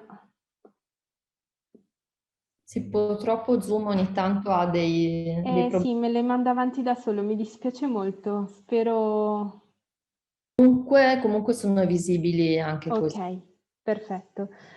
Stavo dicendo appunto che come Regione Lombardia è da diversi anni ormai che stiamo cercando di approcciare a un approccio di ricerca e innovazione responsabile, Lo abbiamo fatto introducendo il concetto e i principi all'interno della nostra legge regionale dedicata alla ricerca e innovazione, la numero 29 del 2016, e a partire, diciamo, fin dalla costruzione già della legge stessa, ma poi anche di conseguenza rispetto a tutta una serie di altre attività che abbiamo sviluppato, la nostra attenzione verso il coinvolgimento, diciamo in modo ampio e generale, di tutti i nostri stakeholder, quindi un stakeholder engagement sempre più articolato e che si è venuto anche a consolidare nel tempo, da un paio d'anni, grazie proprio anche al supporto di Fondazione Giannino Bassetti, che appunto è la nostra coordinatrice del progetto Transform. Stiamo anche cercando di sperimentare in modo molto più concreto che cosa significa il citizen engagement e come applicarlo a quelle che sono le nostre ai nostri processi. Molte delle questioni che poi i precedenti relatori hanno evidenziato, anche noi ci siamo ritrovati ad affrontare, no, come problematiche, però non voglio anticipare, per cui proseguiamo. Qui brevemente diciamo che il cluster lombardo all'interno del progetto europeo Transform, appunto finanziato all'interno di Horizon 2020, vede la partecipazione, oltre appunto di Fondazione Giannino Bassetti, anche di Finlombarda, la nostra società in-house, perché è anche la società che ci affianca ormai da diversi anni, direi dal 2013 in poi, in quelle che sono la definizione dei nostri programmi e delle strategie che concernono la ricerca e l'innovazione. Quindi fondamentale la loro partecipazione, proprio perché nel momento in cui si predispongono, ed è stata la nostra esperienza specifica adesso nell'ambito di Transform, proprio nel momento dell'agenda setting abbiamo provato ad applicare il processo di partecipazione dei cittadini. Questo processo, che grazie anche proprio all'accompagnamento e la partecipazione nel progetto, che vede la partecipazione di altre 2 aree europee, in particolare della Generalitat de Catalunya, con i colleghi appunto catalani che condividono con noi lo sforzo e l'impegno di applicare queste procedure, queste metodologie alle nostre attività, in particolare che riguardano ricerca e innovazione, con un focus più specifico, diciamo, sulle strategie di specializzazione intelligente, e così anche i nostri colleghi di Bruxelles, città capitale, che a loro volta stanno sviluppando una serie di esperienze. Un processo che abbiamo imparato sempre più a rendere trasparente, quindi stiamo lavorando molto anche proprio sulla comunicazione e stiamo acquisendo anche la consapevolezza dell'importanza della restituzione di quelli che sono i risultati. In particolare diciamo che all'interno di Transform abbiamo avuto la possibilità in questo primo, diciamo, semestre 2021 di sviluppare 2 fasi di lavoro. La prima fase di lavoro è stata quella caratterizzata, diciamo, da una survey che ha visto la partecipazione di oltre 1000 cittadini lombardi, che sono stati selezionati affinché fossero appunto un campione rappresentativo. Questo è stato uno dei principali e i primi temi rispetto ai quali con Fondazione e i colleghi abbiamo spesso molto discusso e ci siamo confrontati, perché, come vi dicevo, noi nel tempo come Lombardia abbiamo come dire, avuto sempre un approccio aperto, no, al coinvolgimento degli stakeholder. Lo facevamo però, diciamo, magari senza rispettare alcuni indicazioni importanti, come appunto quello del campione rappresentativo. Perché è importante? È importante perché a quel punto, nel momento in cui io ho l'esito, posso effettivamente dire che quanto ho raccolto è rappresentativo per il mio territorio, mentre per quanto apro una consultazione pubblica e la rivolgo a chiunque voglia darmi un contributo, non potrò mai dire che è rappresentativa. E questo è stato un percorso che abbiamo apprezzato e soprattutto imparato a conoscere proprio grazie al percorso che stiamo facendo anche all'interno di Transform. Il periodo, come vedete, appunto è stato febbraio-maggio. L'indagine, ovviamente, vista anche tutta la situazione, è stata tutta online e quindi sono stati contattati i soggetti per le interviste e sono stati raccolti quelli che sono quelli che erano i bisogni espressi da parte del territorio lombardo. Perché ci siamo focalizzati sui bisogni?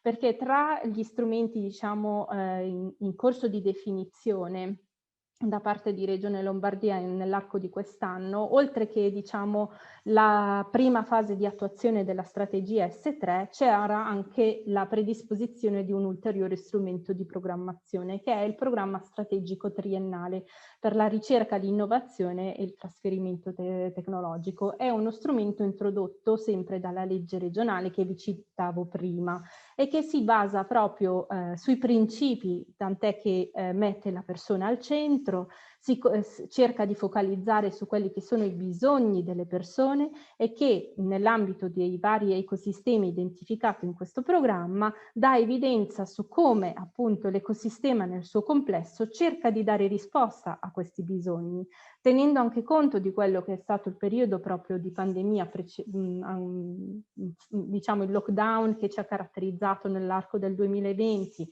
e ancora lo strascico in corso durante questo 2021, ci è sembrato opportuno provare proprio a indagare su quali sono oggi i bisogni del nostro territorio. Tra i vari argomenti abbiamo identificato quello che riguardava proprio anche i temi della sostenibilità. Ecco perché, partendo da questo, abbiamo deciso poi, e a breve arriverò a dare come focus al nostro workshop deliberativo il tema della transizione energetica. La survey che è stata condotta ha permesso anche di acquisire ulteriori informazioni, non solo, diciamo, quelle specifiche riguardanti i bisogni, ma anche informazioni a latere che, grazie alla formulazione delle domande in modo più, come dire, agevole anche nella comprensione e quindi che ha portato i cittadini a dare un contributo, abbiamo raccolto importanti riscontri che per noi, ovviamente occupandoci come direzione generale proprio delle tematiche di ricerca e innovazione, sono fondamentali per il nostro lavoro. Così appunto, per esempio, giusto vi ho messo questa slide a titolo esemplificativo, abbiamo visto che effettivamente i cittadini hanno consapevolezza che non sempre e non tutto può trovare una risposta con ricerca e innovazione, e anche il motivo perché non può essere così, perché appunto a volte bisogna avere un approccio molto più ampio, e quindi anche questi elementi di riscontro da parte dei cittadini sono per noi importanti, sono fondamentali anche proprio per il lavoro specifico che sviluppiamo. La seconda fase, che appunto ha visto l'attuazione di questo workshop deliberativo, è stato organizzato in una giornata sola, sono state 8 ore di lavoro molto intense, con la partecipazione appunto di 18 persone, quindi un numero molto limitato perché anche in questo caso abbiamo per forza di, diciamo, superiori dovuto optare alla realizzazione online, e quindi le persone sono state tutte invitate, hanno lavorato sulla piattaforma insieme, sia in una prima parte, diciamo, plenaria, dove è stata effettuata quella che è la parte, diciamo, informativa, no? Per introdurre e spiegare che cosa significava questo workshop, come veniva, come si sarebbe sviluppato, come poi dopo si sarebbero divisi in 3 sessioni di lavoro, le cosiddette breakout session, e quindi quali erano anche proprio gli obiettivi. Il tutto ha permesso di ottenere tutta una serie di riscontri e restituzioni come 3 sessioni parallele che poi tutti insieme i partecipanti riuniti in plenaria hanno rielaborato e riformulato trasformandole in quelle che sono poi le raccomandazioni che ci sono poi state trasmesse a noi come pubblica amministrazione, quindi come Regione Lombardia. All'incontro, oltre a essere stato moderato e quindi coordinato, diciamo, dai colleghi di Fondazione Bassetti, hanno partecipato degli esperti, perché fondamentale nella parte informativa iniziale è proprio dare conto ai partecipanti di quelli che sono innanzitutto i contenuti, ma soprattutto anche il contesto in cui si inserisce il tutto. Noi abbiamo avuto, tra virgolette, anche un po' la fortuna proprio di essere in fase di predisposizione della documentazione di programmazione interna, per cui i tempi in questo caso sono stati, come dire, positivi per accogliere anche quelle che sono state le restituzioni, tant'è che sia diciamo gli esiti della survey sui bisogni, sia alcune puntualizzazioni che sono emerse dalle raccomandazioni ricevute dai cittadini in fase proprio di workshop deliberativo, sono state tradotte in alcune parti del programma strategico triennale per la ricerca, l'innovazione e il trasferimento tecnologico che recentemente il Consiglio regionale ha approvato giusto una settimana fa. Quindi mi piaceva ricordare alcuni elementi che anche i relatori precedenti hanno evidenziato. Alcune difficoltà quali sono per la pubblica amministrazione? Il rispetto dei tempi, perché a volte purtroppo non collimano con la necessità dei percorsi che devono essere strutturati in un certo modo. Però abbiamo avuto la possibilità proprio di apprezzare come la partecipazione, l'utilizzo di un percorso strutturato crea anche una positiva interazione con i cittadini. Si può proprio capire come è un percorso che potrebbe essere consolidato nel tempo, quindi per riuscire a veramente, come dire, a farlo diventare un percorso continuativo. Non è sempre facile. Un altro aspetto sul quale noi come Regione dovremo lavorare è il commitment politico, perché a livello diciamo operativo in questa prima fase di sperimentazione siamo riusciti a tenere tutti i passaggi fino anche diciamo a arrivare all'approvazione e quindi alla definizione ultima del programma, e quindi possiamo anche proprio restituire ai cittadini coinvolti come i loro contributi effettivamente sono stati valorizzati all'interno del disegno macro di quelle che saranno le future policy. Spetta a noi adesso poi anche tradurre proprio e metterle in pratica. Molto interessanti anche in questo caso, a chiusura di workshop e quindi deliberativo, è stato sottoposto un questionario diciamo di valutazione, e per noi è positivo il ritorno perché uno, tutti i partecipanti vogliono ripetere l'esperienza, sono stati veramente tutti molto, hanno apprezzato il coinvolgimento, la modalità tra virgolette anche un po' innovativa, no, di azione, e due anche proprio aver avuto la possibilità di confrontarsi anche con altri cittadini su temi che comunque sono importanti, sono di interesse perché sono quelli che ci occupano quotidianamente, quindi, e che sono all'ordine del giorno su tavoli anche molto più importanti a livello politico, per intenderci. Io spero di avervi dato un po' un inquadramento e di non aver rubato troppo tempo rispetto ai tempi che mi erano concessi, e resto a disposizione se ci sono domande o curiosità. Grazie ancora. Grazie a te Enza, come appunto ci raccontavi, questa è stata la prima parte del lavoro che abbiamo fatto a Transform. Il workshop deliberativo è stato una sorta di pilot su questi temi. L'idea è appunto di continuare con un percorso deliberativo più strutturato ed anche allargato a una fetta di popolazione un po' più grande in questa seconda parte del percorso di Transforma, proprio sulla scorta di quello che abbiamo visto emergere nel workshop deliberativo, anche tenendo presente appunto visto la tematica molto calda della transizione energetica per tutti, raccogliere quegli input che sono venuti da cittadini a cui dare particolare attenzione. E a questo punto do la parola al nostro ultimo ospite, alla nostra ultima ospite, Daniela Ferrara della Direzione Generale Economia della Conoscenza, del Lavoro e dell'Impresa di Regione Emilia-Romagna, che ci racconterà una esperienza di un'azione pilota della Commissione Europea, del DG Regio, proprio per come dire, tenere il filo di un po' tutti gli interventi che abbiamo avuto oggi, della grande spinta, del grande slancio, come ci ricordava Angela Pereira, della Commissione Europea sulla partecipazione alla deliberazione, un'esperienza nella pilot action su citizen engagement in cohesion policy, fatta proprio insieme al team dell'Ocse. Benvenuta Daniela Ferrara. Grazie mille. Intanto ringrazio anch'io dell'invito e di questa opportunità.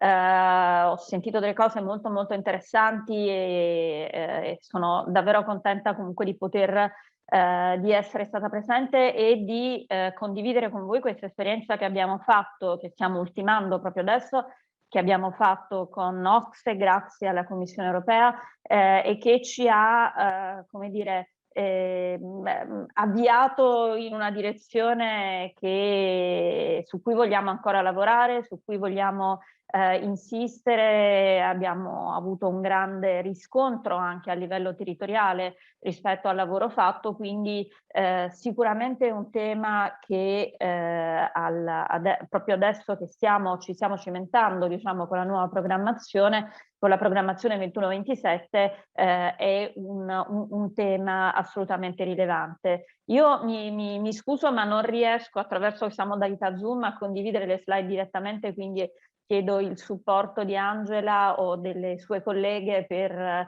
le mie slide, che saranno brevi, ma insomma mi faceva piacere condividere con voi. Innanzitutto appunto vi racconto l'esperienza di questo progetto pilota, Engaging Citizens in the Implementation of Cohesion Policy, che è un progetto, possiamo andare avanti per piacere, e dunque sì, che è un progetto finanziato da DG Regio, quindi dalla Commissione Europea, attuato con il supporto tecnico qualificato di Ocse, proprio l'unità di Open Government di Ocse, e che ha coinvolto in progetti separati, quindi non era un progetto in cui abbiamo lavorato in interazione, ma in 5 blocchi diversi, 5 autorità di gestione che sono state selezionate in tutta Europa. C'erano appunto 2 programmi regionali, il nostro, quello del POR-FESR della Regione Emilia-Romagna e quello della Cantabria, un programma nazionale sulle infrastrutture polacco, 2 programmi di cooperazione trasfrontaliera, Interreg Belgio-Olanda e Bulgaria-Romania. Qual era un po' l'obiettivo di questo progetto, di questo lavoro? Era quello di esplorare delle modalità innovative di coinvolgimento di cittadini e della società civile nell'ambito specifico dell'attuazione delle politiche di coesione, che è un ambito proprio, diciamo, che naturalmente si presta molto. La politica di coesione, come tutti sappiamo, è una politica per i cittadini, è una politica che quindi deve essere fatta con i cittadini. Prego. E possiamo andare avanti.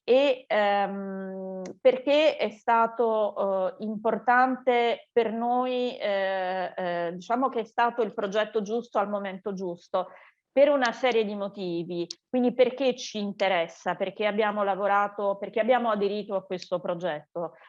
Innanzitutto perché nella nostra regione abbiamo delle pratiche di partenariato già consolidate, che sono state rafforzate in questi ultimi anni quello che appunto è un patto che adesso appunto in quest'ultima legislatura è partito con l'essere patto per il lavoro, adesso è diventato patto per il lavoro e per il clima, con cui la Giunta regionale ha condiviso con altri 53 soggetti di tutto il partenariato istituzionale, economico-sociale, dove dentro ci sono enti locali, ci sono imprese, scuole, atenei, associazioni ambientaliste, terzo settore, per fare cosa? Per condividere un progetto che per il rilancio e lo sviluppo dell'Emilia Romagna fondato su sostenibilità ambientale, economica e sociale, quindi una condivisione partenariale molto forte di partenza, quindi una pratica già consolidata di partenariato. L'Emilia Romagna ha una legge sulla partecipazione che è stata rivista nel 2018 e datava già il 2005, ma è stata poi rivista nel 2018 ed è una legge sulla partecipazione all'elaborazione delle politiche pubbliche. Quindi è proprio una legge che favorisce, che intende favorire la partecipazione dei cittadini all'elaborazione delle politiche pubbliche e a rafforzare quello che è un senso di cittadinanza attiva ogni volta che c'è da prendere delle scelte, c'è da assumere delle scelte importanti e strategiche per il territorio. Quindi abbiamo il quadro di riferimento, abbiamo la volontà politica dall'altro e abbiamo gli strumenti perché appunto abbiamo anche, siamo in un momento in cui stiamo transitando da una piattaforma regionale sulla partecipazione che anche questa insomma da anni è attiva, che si chiama Io Partecipo Più, alla nuova invece piattaforma partecipativa di democracy che è Decidim, quindi che è presa appunto dal modello già sviluppato in altri territori, in particolare da Barcellona e da vari altri soggetti. Abbiamo un'esperienza accanto a questo di una rete dei comunicatori delle politiche di coesione che ha oltre 100 referenti già strutturati in regione. Abbiamo partecipato come caso studio con l'esperienza fatta del POR FESR sempre in questo progetto in un progetto Horizon 2020, il progetto Perceive, che ha analizzato proprio la percezione della politica di coesione da parte dei cittadini. Siamo in una fase in cui stiamo complessivamente ripensando a priorità di programmi e progetti, ci dobbiamo confrontare appunto con un ripensamento alla luce anche della pandemia, di quello che la pandemia ha significato e una riorganizzazione evidentemente anche della partecipazione attraverso non solo nuovi strumenti ma anche proprio nuove metodologie.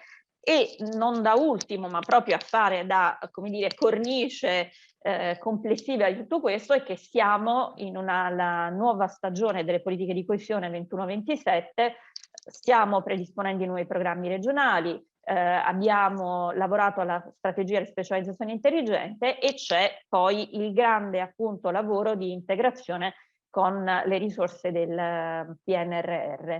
Prego. Quindi questo quadro era per dirvi che perché eravamo interessati a quel progetto, perché continuiamo ad essere interessati a quel progetto, ci sentiamo di avere una condizione diciamo positiva complessivamente in termini di policy, in termini di struttura, in termini di strumenti e di metodologie per andare su quella strada. Qui vi ho riportato una delle prime dei primi temi che abbiamo condiviso con gli esperti di OCSE che ci hanno aiutato in questo progetto, che diciamo vede i 3 livelli crescenti diciamo di coinvolgimento. Noi, come vi dicevo, abbiamo una pratica molto diffusa in Emilia Romagna e molto antica di consultazione e questo anche di partenariato. Consultazione, se io la calo poi in maniera più specifica nelle politiche di coesione, abbiamo un'esperienza importante, lunga, consolidata di consultazione. Quello che dobbiamo riuscire a fare è il passaggio dalla consultazione all'engagement. È un passaggio complicato perché è un passaggio che necessita di avere delle metodologie anche di riferimento. Prima la collega della Regione Lombardia, che ho ascoltato con molto interesse, parlava appunto di rappresentatività del campione, dell'importanza della rappresentatività del campione rispetto invece alla libera consultazione, no? Dove alla fine alla consultazione accedono tutti e quindi importante, utile, ma limitata a un campo d'azione un po' diverso. Quindi quello su cui vogliamo lavorare e su cui abbiamo iniziato a lavorare è proprio il passaggio dalla consultazione all'engagement. Prego.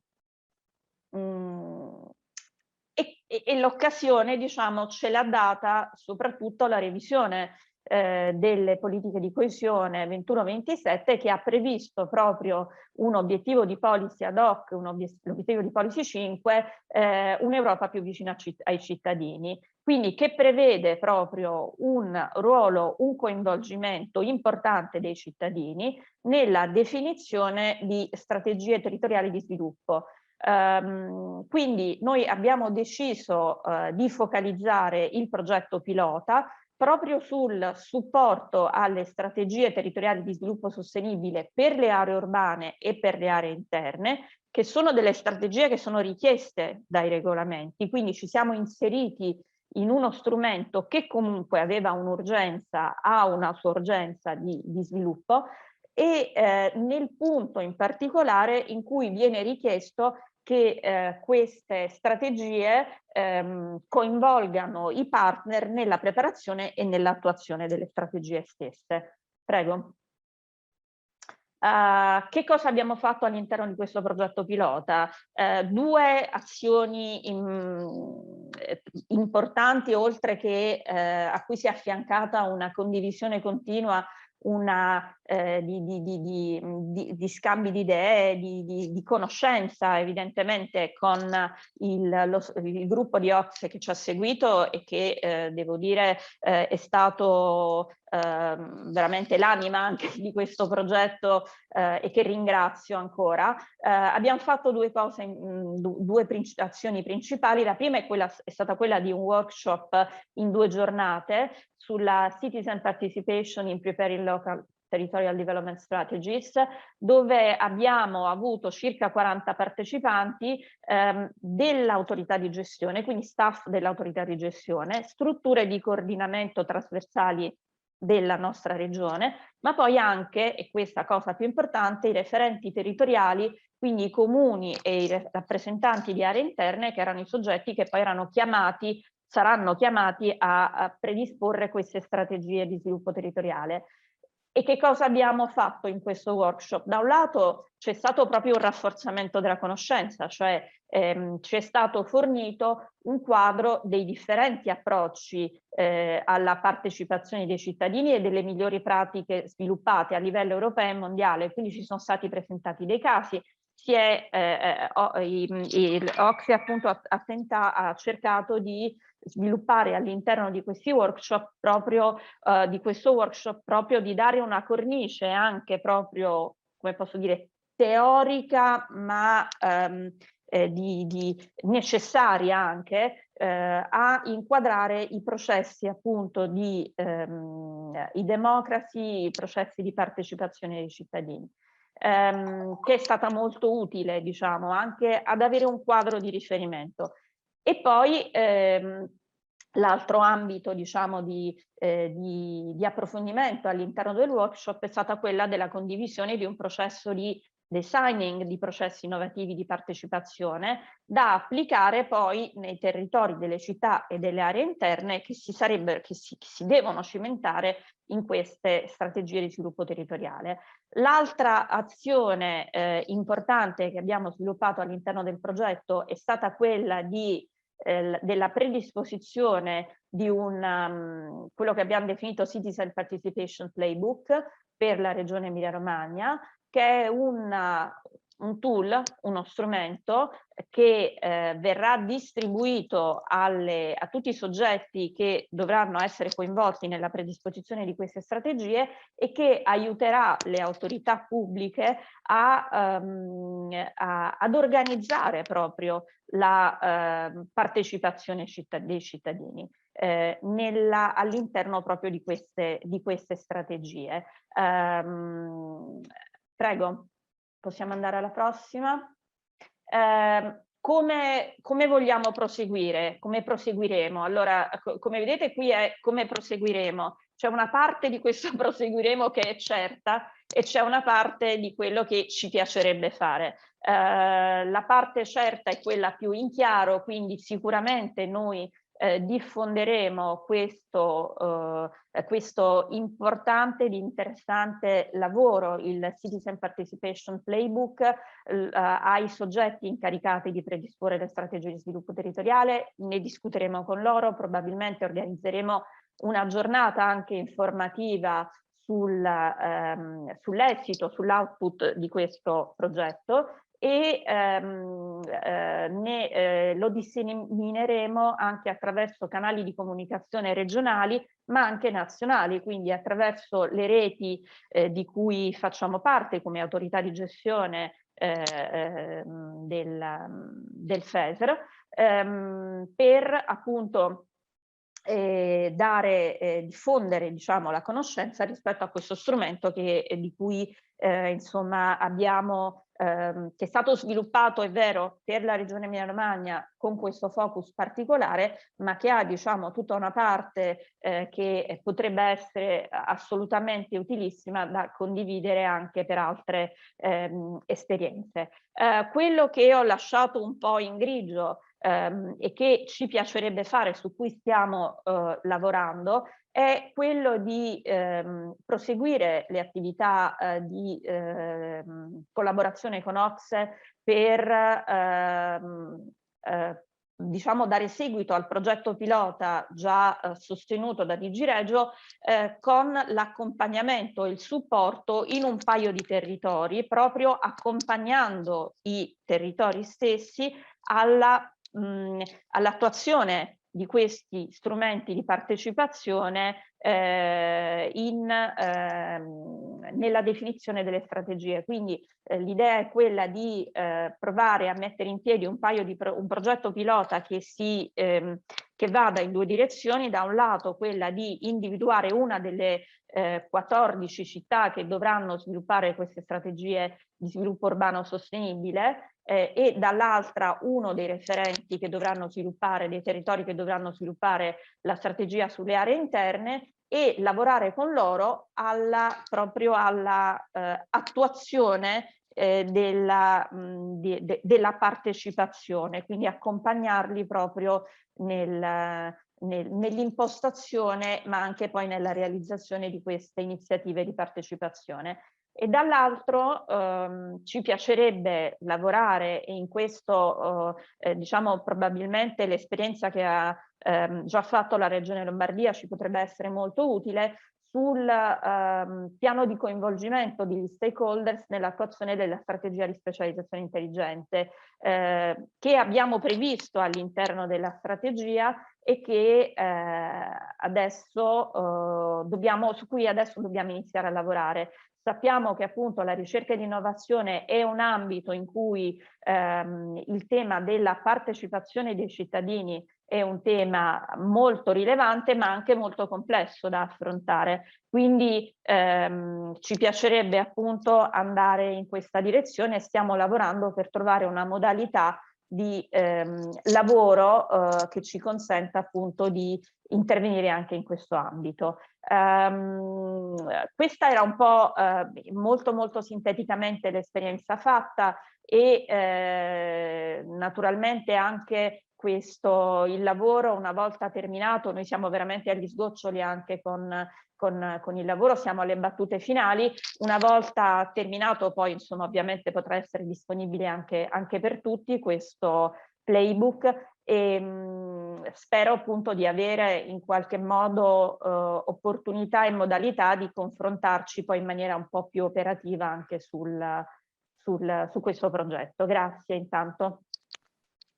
Grazie Daniela Ferrara per averci raccontato la vostra esperienza in Emilia-Romagna. Abbiamo lasciato in chat, come per tutti gli altri speaker, un po' di link ai materiali ufficiali che la Commissione europea aveva preparato anche per il lancio per raccontare questa esperienza. Poi appunto aspettiamo il playbook e altre informazioni sul vostro sito, sul sito della Commissione per il compimento del percorso. Sono tutti appunto work in progress, come stiamo facendo noi in Regione Lombardia. Altre esperienze nel corso del tempo sono state fatte in Italia, di cui bisogna fare assolutamente tesoro e confrontarsi. C'è molto fermento perché policy nazionali, policy europee, competence center, come abbiamo visto, stanno nascendo proprio per supportare le autorità nazionali, regionali, internazionali a lavorare sul citizen engagement. C'è molto da fare. Vorrei fare un'ultima riflessione, magari appunto stimolare gli ospiti che sono rimasti con noi. Purtroppo sia Alessandro Bellantoni che Angela Guimaraes Pereira avevano degli impegni, c'era già stato segnalato dall'inizio che sarebbero andati via prima delle 5, rispetto alle competenze, perché ho visto che anche un tema che ritorna nelle domande e risposte da parte del pubblico, competenze da parte delle autorità pubbliche nel capire la differenza delle varie metodologie, il passaggio da consultazione a citizen engagement che ci ricordava Daniela Ferrara, ma anche competenze di coloro che possono supportare e aiutare le autorità a mettere a terra con metodiche di facilitazione e con metodologia appunto ormai testata, un processo partecipativo di qualità, perché appunto quello che dicevamo, se si fa con qualità, altrimenti non ha senso, può essere addirittura controproducente. Sia per i policy maker stessi, perché poi più che per i policy maker, per la parte politica, che quindi vedono un percorso che diventa soltanto uno spreco di tempo, di energia, di soldi pubblici, che non porta a un valore aggiunto che può provenire dalla voce dei cittadini, ma anche da parte degli stessi cittadini che diranno a un certo punto è solamente una perdita di tempo nei sabati, nelle domeniche o comunque nei giorni in cui normalmente avvengono questi percorsi di deliberazione, da togliere al tempo libero o dal tempo speso con i propri cari, che poi non ha nessuna validità in termini di policy. Quindi è inutile cimentarsi in questo tipo di percorso, minando inesorabilmente la fiducia tra cittadini e istituzioni. Quindi competenza è una parola chiave per avere dei percorsi di qualità. Lo chiedo ad Enza Cristoforo e Daniela Ferrara. Chi vuole iniziare? Ma se posso inizierei io, anche perché mi chiedo scusa, però devo andare anch'io purtroppo. Quindi mi fa piacere comunque rispondere a questo stimolo che viene da Angela. Competenze sì, importante e fondamentale. La stessa idea del competence center del JRC in questo senso ci dà l'indicazione di quanto appunto sia importante il tema delle competenze, ma il tema delle competenze è importante, noi l'abbiamo visto anche nell'ambito di questo progetto proprio in maniera specifica, perché tanti di noi insomma, discutono, parlano di partecipazione, di engagement, ma senza avere un quadro anche teorico di riferimento, che è assolutamente importante invece, importante per condividere intanto un linguaggio comune, no? Una grammatica comune che come sempre è importante diciamo quando ci si confronta, ma importante anche perché ti fornisce degli strumenti seri, organizzati, strutturati, che ti consentono di affrontare poi, di iniziare ad affrontare questi temi. Questo lo dico soprattutto appunto per la pubblica amministrazione, è importante soprattutto per la pubblica amministrazione, dove questo tema dell'engagement è un tema che sta irrompendo e quindi è un tema da governare e gestire bene, al meglio, per fare in modo che sia il più efficace possibile, che non si risolva solo nel dare una risposta a chi ti chiede delle cose, ma che le pubbliche amministrazioni siano in grado di organizzare un dialogo strutturato con i soggetti che ti chiedono questo dialogo, giustamente. Quindi diciamo che nell'ambito, il tema competenze, soprattutto appunto, ripeto, per la pubblica amministrazione è un tema fondamentale, è un tema davvero molto rilevante, e me ne sono resa conto affrontando questo progetto, come vi dicevo, perché nel momento in cui ci sono state raccontate esperienze fatte in altre parti d'Europa, in altre parti del mondo, anche magari dei processi di partecipazione piccoli, no? Su cose molto specifiche, però ci siamo resi conto di quanta lavoro di metodo e di impostazione c'era dietro questi interventi, per fare in modo che questi interventi poi fossero effettivamente efficaci in qualche modo. Quindi questo è sicuramente un ambito su cui diciamo su cui lavorare, e ripeto, l'esistenza di questo competence center della Commissione credo possa essere molto molto di grande supporto anche su questo tema. Grazie. Io mi scuso, saluto tutti e vi ringrazio moltissimo per l'opportunità. Spero davvero di riuscire a rivederci in qualche altra modalità o in qualche altra occasione. Molto volentieri, questo come dire uno spunto per lanciare la palla e che prosegua a rotolare per ritrovarsi a parlare più spesso di queste tematiche. Grazie mille ancora, Daniela Ferrara. Grazie a tutti, arrivederci.